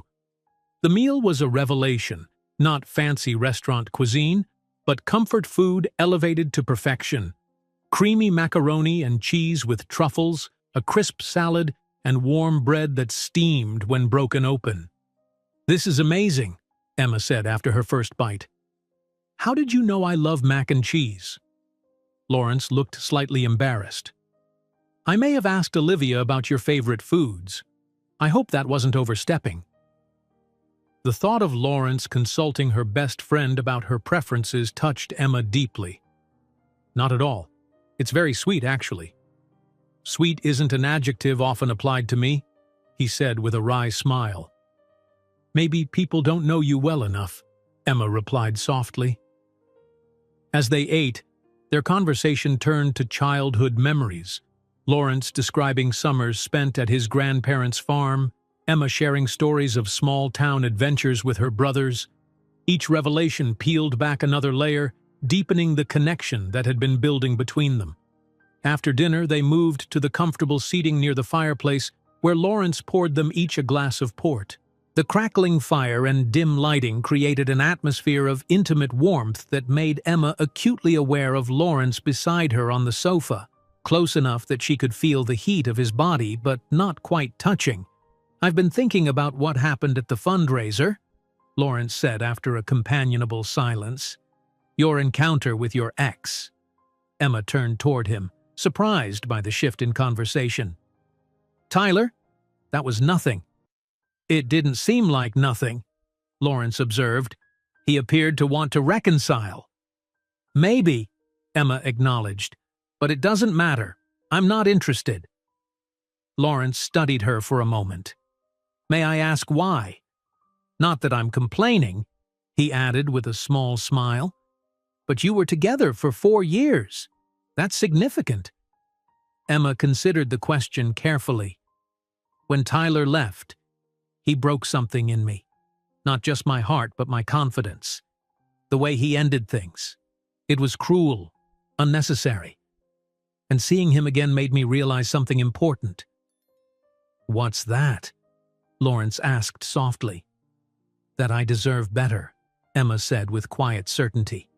"I deserve someone who sees my worth even when I struggle to see it myself, someone who values me for my mind and heart, not just how I look in a certain size dress." She met Lawrence's gaze directly. "Someone like you." The honesty of her words hung in the air between them, more vulnerable than any previous exchange. Lawrence set down his glass, his expression intensely focused. "Emma," he said, his voice low and intimate, "may I kiss you now?" Her heart racing, Emma nodded. "I'd like that very much." Lawrence moved closer, one hand coming up to cup her cheek. The touch was gentle, almost reverential. For a moment he simply looked at her, his dark eyes filled with an emotion Emma couldn't quite name. Then he leaned forward, closing the distance between them. The first press of his lips against hers was soft, tentative, a question more than a demand. Emma responded by moving closer, her hand finding its way to his shoulder as the kiss deepened. What began as gentle exploration quickly transformed into something more urgent, years of loneliness and months of building attraction crystallizing into this single perfect moment. When they finally broke apart, both slightly breathless, Lawrence rested his forehead against hers. "I've been wanting to do that since the gallery benefit," he admitted. "That long?" Emma teased, her fingers tracing the line of his jaw. "Longer," he confessed. "Since your presentation the day after, well, the day we first really spoke." The reminder of how they'd met, Emma devastated by Tyler's rejection, Lawrence noticing her distress, created a moment of poignant connection. "I never thanked you," Emma said softly, "for seeing me that day, really seeing me when I felt invisible." Lawrence drew back slightly to look at her properly. "You could never be invisible, Emma. You're the most vibrant person I know." The sincerity in his voice made her chest tighten with emotion. This time, it was Emma who initiated the kiss, pouring her gratitude and growing feelings into the connection between them. As the evening progressed, they remained on the sofa, alternating between conversation and increasingly passionate kisses. Despite the obvious attraction between them, Lawrence made no move to take things further, seeming content to hold Emma close and explore this new dimension of their relationship at a measured pace. When the clock on the mantel chimed 11, Emma reluctantly acknowledged the lateness of the hour. "I should probably go," she said, though the thought of leaving the warmth of Lawrence's arms was distinctly unappealing. "Stay," Lawrence said, then quickly added, I have guest rooms. Several, actually. I'm not suggesting—" Emma pressed a finger to his lips, charmed by his sudden awkwardness. "I know what you meant, and thank you, but I think we both know I should go home tonight." Lawrence nodded, looking both disappointed and relieved. "I respect that. And you." The drive back to Emma's apartment was quieter than their journey to his home, but comfortably so. Lawrence held her hand across the console, his thumb tracing absent patterns on her skin that sent pleasant shivers up her arm. When they arrived, he insisted on walking her to her door. In the dimly lit hallway outside her apartment, he drew her into his arms one more time. "When can I see you again?" he asked, his voice husky. "I'm free this weekend," Emma offered. "Tomorrow then," Lawrence said decisively. "I'll call you in the morning." Their goodnight kiss was both a conclusion and a promise, an end to the evening but a beginning of something deeper. Inside her apartment, Emma leaned against the closed door, her heart full. The evening had exceeded her every expectation. Lawrence's gentleness, his respect for her boundaries, the obvious depth of his feelings, all of it confirmed what she'd begun to suspect. She wasn't just falling for him. She had already fallen. But as she prepared for bed, a notification on her phone interrupted her happy reverie. It was an email from the Montgomery Industries Human Resources Department with the cryptic subject line, "Urgent, Policy Compliance Meeting, Monday 9 a.m. Puzzled, Emma opened the message, her contentment evaporating as she read, "Ms. Parker, your presence is required at a confidential meeting regarding potential policy violations. Please report to Conference Room 4B on Monday at 9 a.m. sharp. This matter pertains to professional conduct standards and company relationship policies. Please note that this meeting is strictly confidential. Do not discuss it with colleagues or supervisors. Regards, Patricia Reynolds, Director of Human Resources." Emma stared at the screen, her mind racing. The timing couldn't be a coincidence. Someone had noticed her growing closeness with Lawrence and reported it to HR. Her first instinct was to call Lawrence, but the explicit instruction not to discuss the matter with supervisors gave her pause. Would contacting him make the situation worse? Was it possible he'd received a similar summons? And more worryingly, what would this mean for her position at the company? For her career? For the relationship with Lawrence that had barely begun to blossom? Emma sat on the edge of her bed, the euphoria of the evening replaced by cold anxiety. She'd known there would be complications in dating the CEO, but facing them so soon and in such an official capacity was terrifying. The worst part was knowing that whoever had reported them had likely done so with malicious intent. The rumors Olivia had mentioned, the watchful eyes at the charity event, someone had taken note and decided to use company policy as a weapon. As midnight approached, Emma's phone buzzed with a text from Lawrence. "Made it home safely, but missing you already. Sleep well, Emma. Looking forward to tomorrow." The message, so warm and unaware of the cloud now hanging over their relationship, made Emma's chest ache. Should she tell him about the HR email, despite the warning not to discuss it? Or wait until Monday and face whatever was coming alone? Either way, the perfect bubble they'd been living in for the past few weeks had been punctured. Reality, with all its complications and consequences, had come calling. Emma barely slept that night, the HR email casting a shadow over what had been a perfect evening. By morning, she'd decided she couldn't keep this from Lawrence. Whatever they were facing, they needed to face it together. She texted him, "Need to talk. Something's come up. Can we meet earlier than planned?" His response was immediate. "Of course. Is everything okay?" "Not sure. I'll explain in person." Lawrence suggested a coffee shop in a quiet neighborhood far from the office, neutral territory where they were unlikely to encounter colleagues. When Emma arrived, he was already waiting, concern evident in his expression. "What's happened?"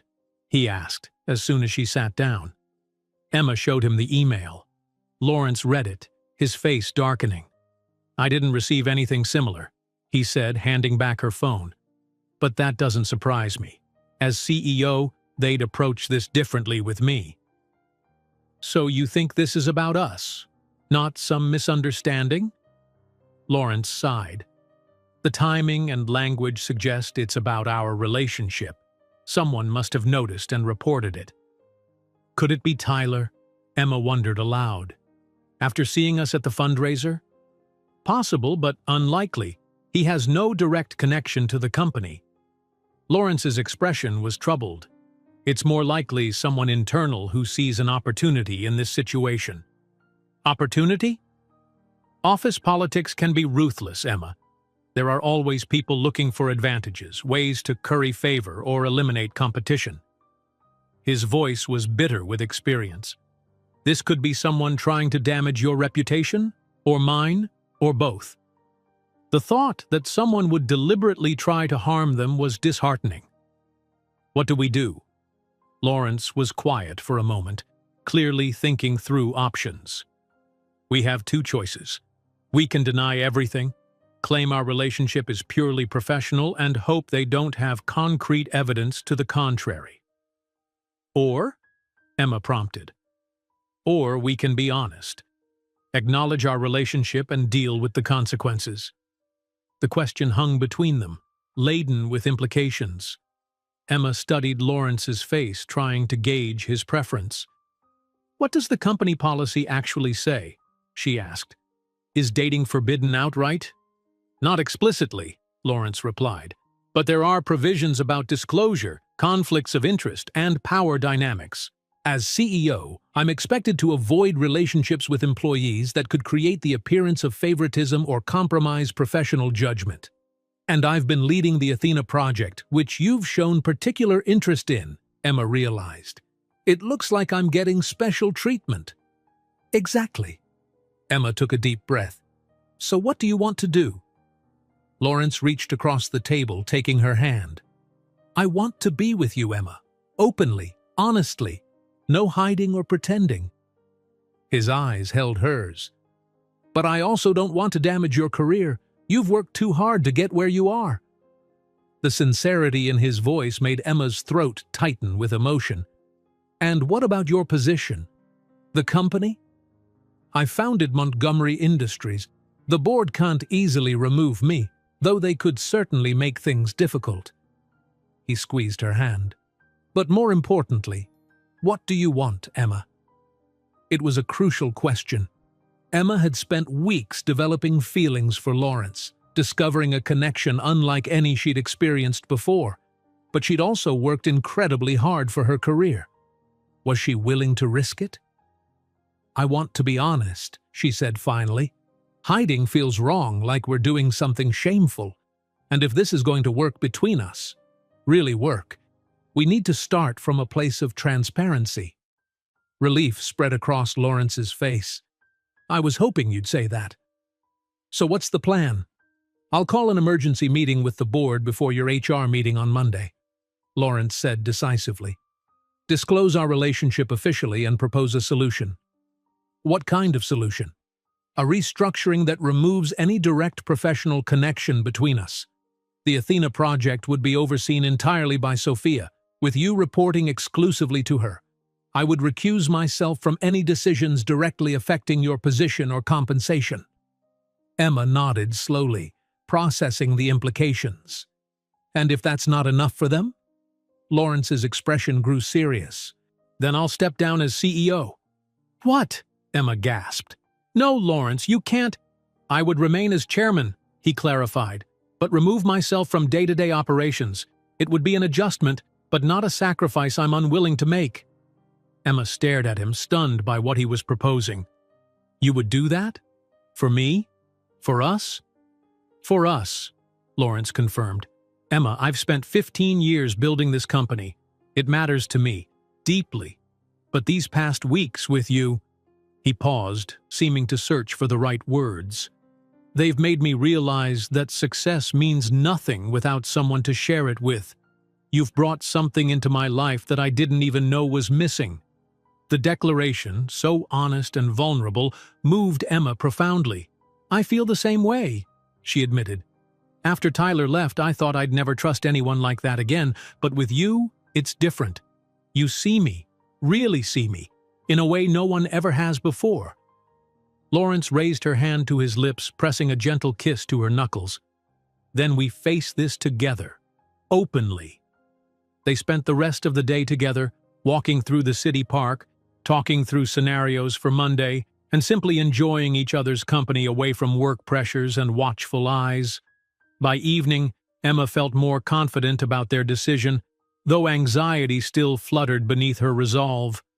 Sunday brought another complication. Emma was grocery shopping when her phone rang with an unfamiliar number. "Emma Parker?" a woman's voice asked when she answered. "Yes. Who's calling?" "Rebecca Winters from the City Business Journal. I'm working on a story about workplace relationships at major corporations, specifically involving senior executives." Emma's blood ran cold. "I'm sorry, I don't have any comment on that topic." "Sources tell us you're involved with Lawrence Montgomery, CEO of Montgomery Industries," the reporter continued as if Emma hadn't spoken. "We understand there's an HR investigation scheduled for Monday morning. Would you care to give your side of the story?" "I have no comment," Emma repeated firmly, then ended the call, her hands shaking. She immediately called Lawrence, who answered on the first ring. "A reporter just called me," she said without preamble. "She knows about the HR meeting tomorrow." Lawrence's voice was calm but tense. "The same person who reported us to HR must have tipped off the press. They're trying to create maximum damage." "What do we do?" "Don't engage with any reporters," Lawrence advised. "I'll have our PR team prepare a statement, and I'm moving up the board meeting to tonight. We need to get ahead of this." The rest of Sunday passed in a tense blur. Lawrence remained in emergency meetings while Emma paced her apartment, alternating between anxiety about her career and anger at whoever was trying to sabotage them. At 9 p.m., her doorbell rang. She opened it to find Lawrence looking tired but resolute. "May I come in?" he asked. Emma's apartment, though neat and tastefully decorated, was a far cry from Lawrence's elegant home. For a moment she felt self-conscious about the modest space, but Lawrence didn't seem to notice or care. "How did it go?" she asked as he sat on her small sofa. "Better than expected, actually." He loosened his tie, looking more relaxed than she'd anticipated.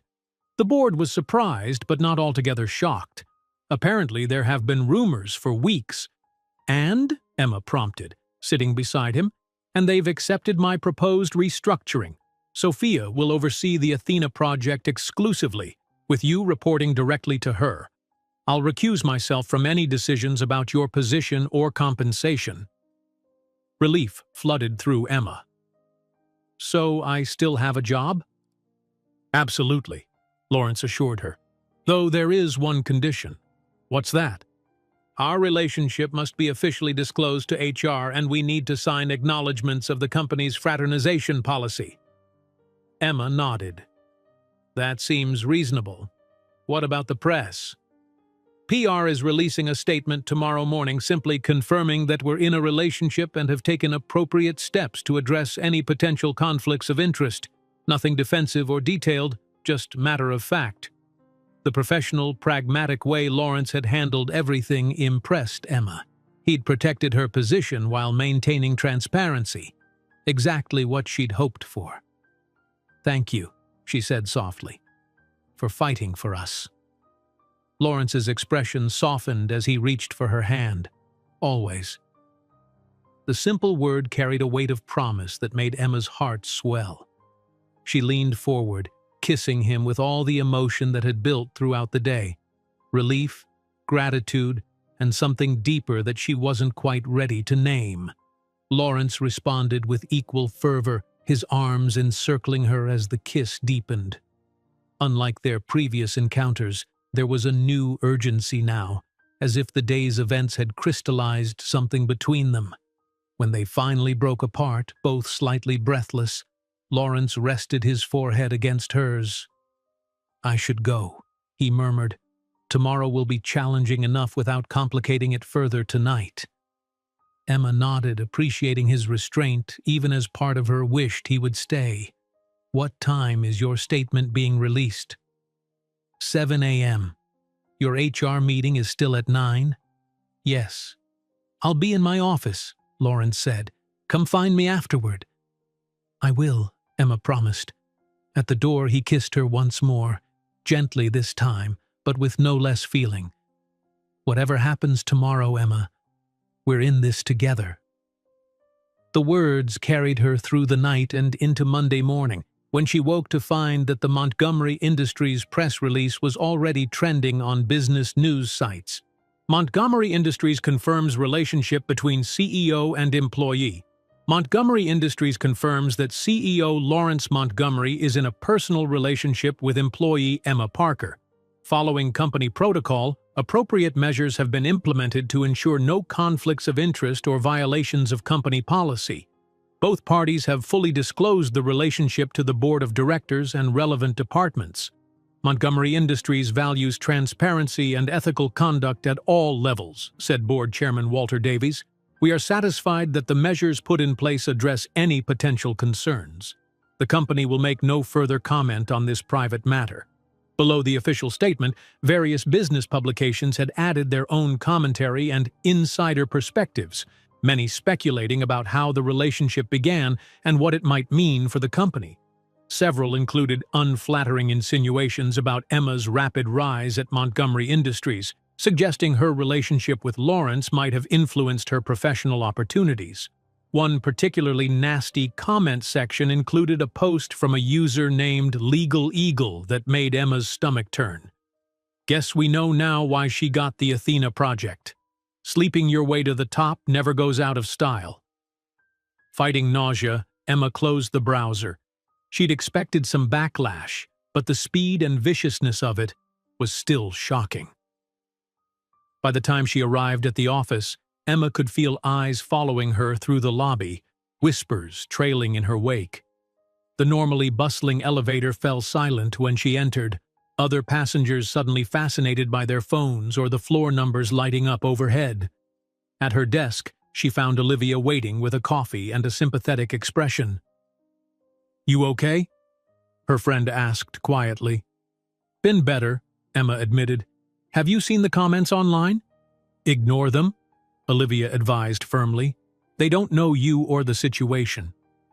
Emma checked her watch. 8:45 a.m. 15 minutes until the HR meeting. "I should head down," she said, gathering her composure along with her notebook. Olivia squeezed her arm supportively. "Remember who you are, Em. You earned your position here long before Lawrence Montgomery noticed you." The reminder bolstered Emma's confidence as she made her way to conference room 4B. Whatever happened in this meeting, she would face it with dignity and the knowledge that her professional accomplishments stood on their own merit. She was Emma Parker, talented, hardworking, and worthy of both professional respect and personal happiness. And no one, especially not anonymous online commenters or office gossips, could take that away from her. Emma took a deep breath before entering conference room 4B. Patricia Reynolds, the HR director, sat at the table alongside two other executives Emma recognized: Walter Davies, the board chairman mentioned in the press release, and James Porter, the CFO she'd met at the fundraiser. "Ms. Parker," Patricia greeted her with professional neutrality, "please have a seat." Emma complied, keeping her expression composed despite her racing heart. "I understand this must be uncomfortable," Patricia began once Emma was seated. "Let me assure you that this meeting is not disciplinary in nature, but rather to ensure all parties understand the situation and the measures being implemented."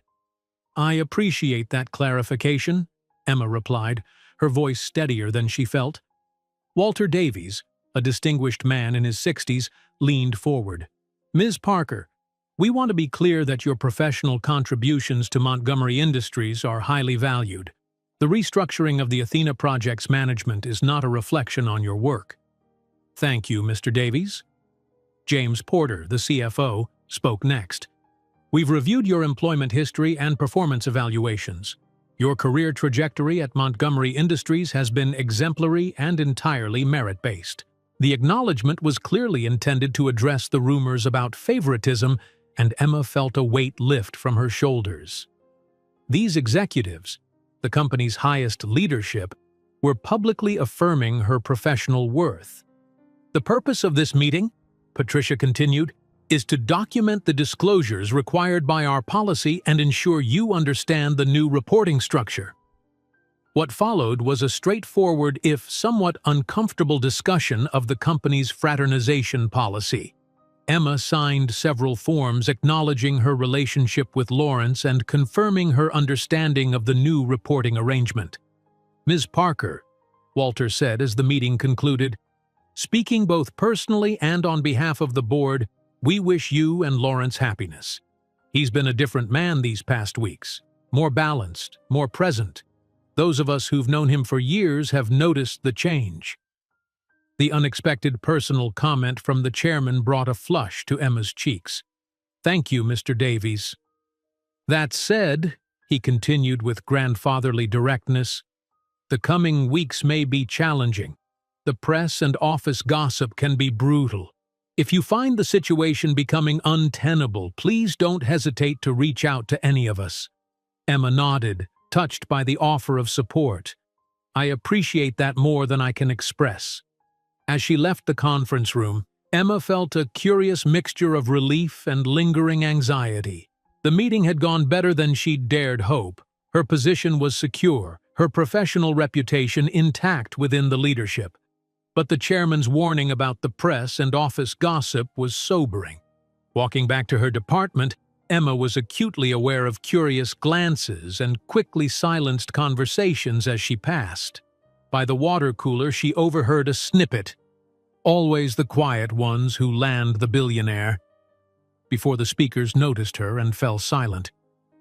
At her desk, Emma found several messages waiting, including one from Lawrence asking her to come to his office when her meeting concluded. She was gathering her things to head upstairs when Sophia Chen appeared beside her desk. Emma, do you have a moment? In my office?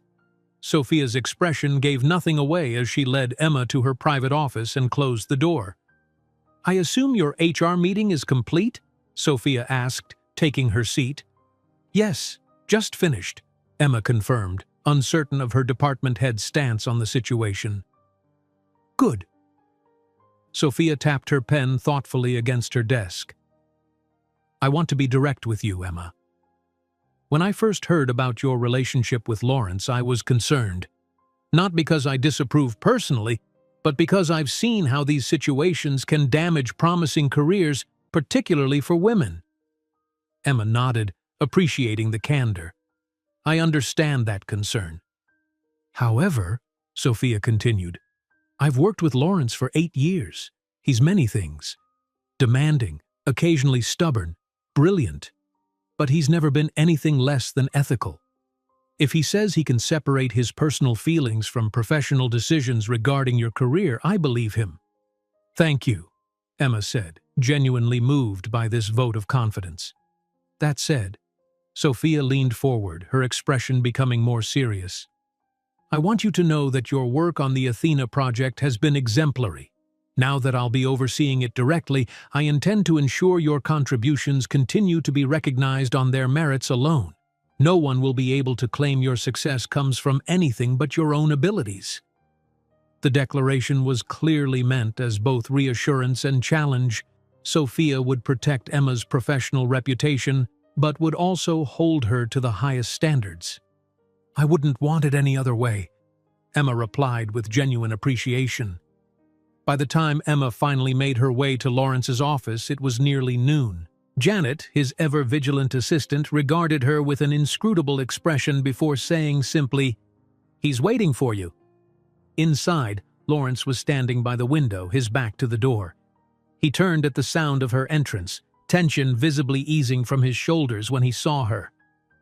"How did it go?" he asked, crossing the room but stopping short of embracing her, mindful of their surroundings.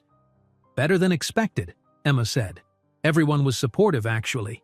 Even Walter Davies wished us happiness." Lawrence's expression softened. "Walter's known me since I started the company. He's more perceptive than most. He said you've been different these past weeks." Emma couldn't help smiling. "More balanced," he said. "He's right," Lawrence acknowledged. "You've changed me, Emma. For the better." The simple admission, spoken in the privacy of his office but still within the professional environment that had brought them together, held profound meaning for Emma. "The press coverage has been difficult," she admitted. "Some of the comments online—" Lawrence's expression darkened. "I've seen them. I'm sorry you're being subjected to that." "It's not your fault." "In a way, it is," he countered.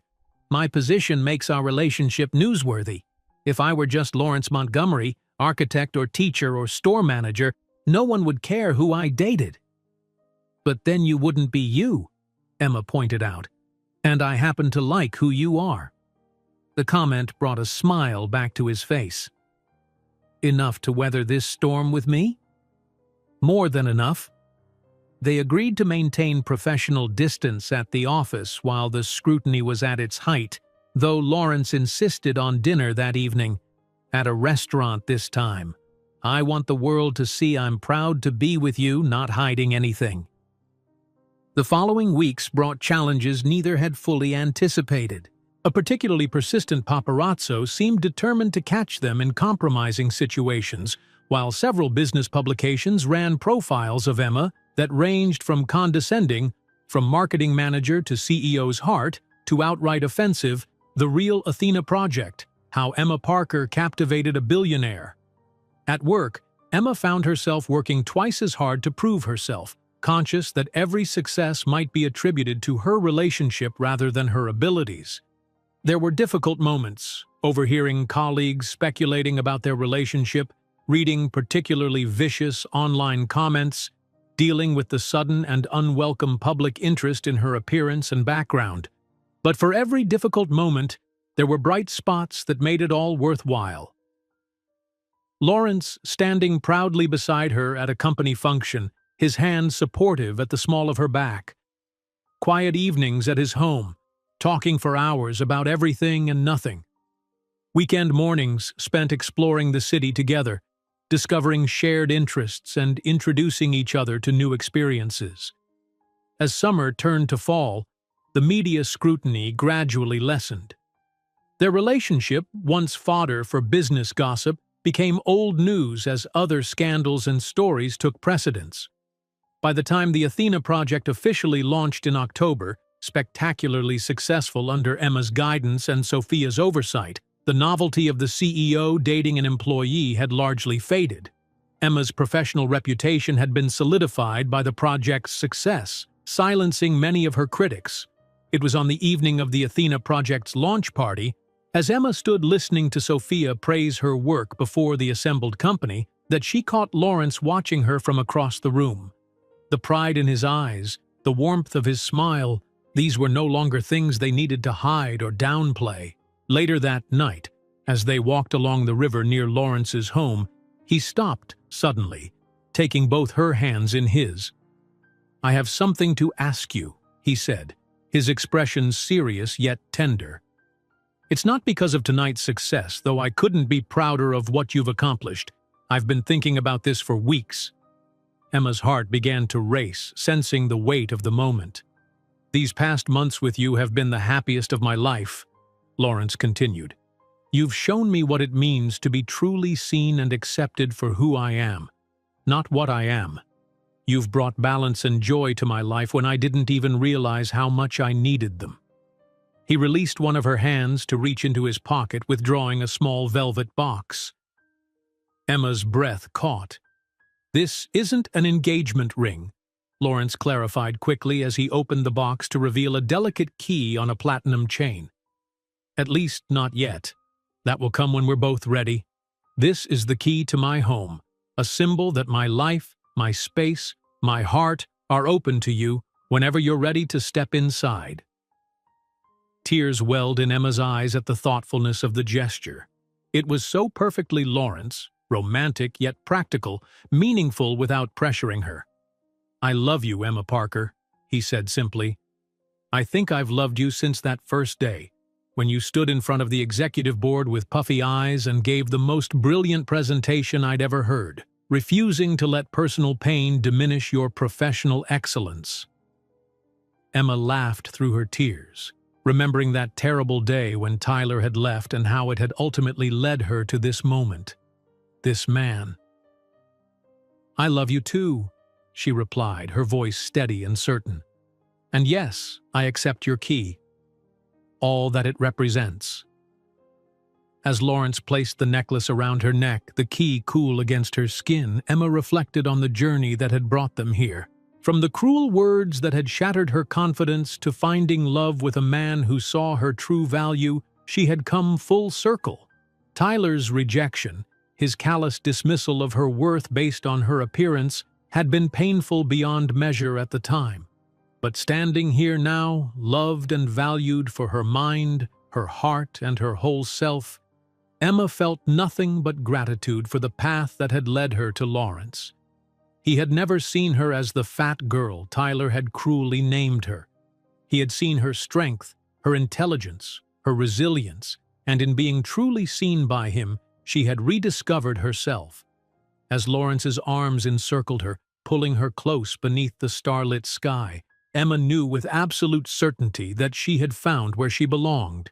Not as a CEO's trophy or a success story of landing a billionaire, but as a woman who had discovered her own worth and found a partner who celebrated it.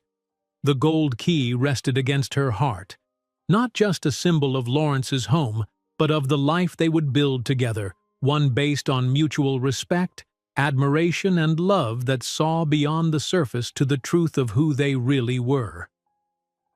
Sometimes, Emma thought as Lawrence's lips met hers, the cruelest rejection could lead to the most beautiful acceptance. And that was a truth worth every step of the difficult journey. If you enjoyed this story, don't miss the next one. Just click on the screen.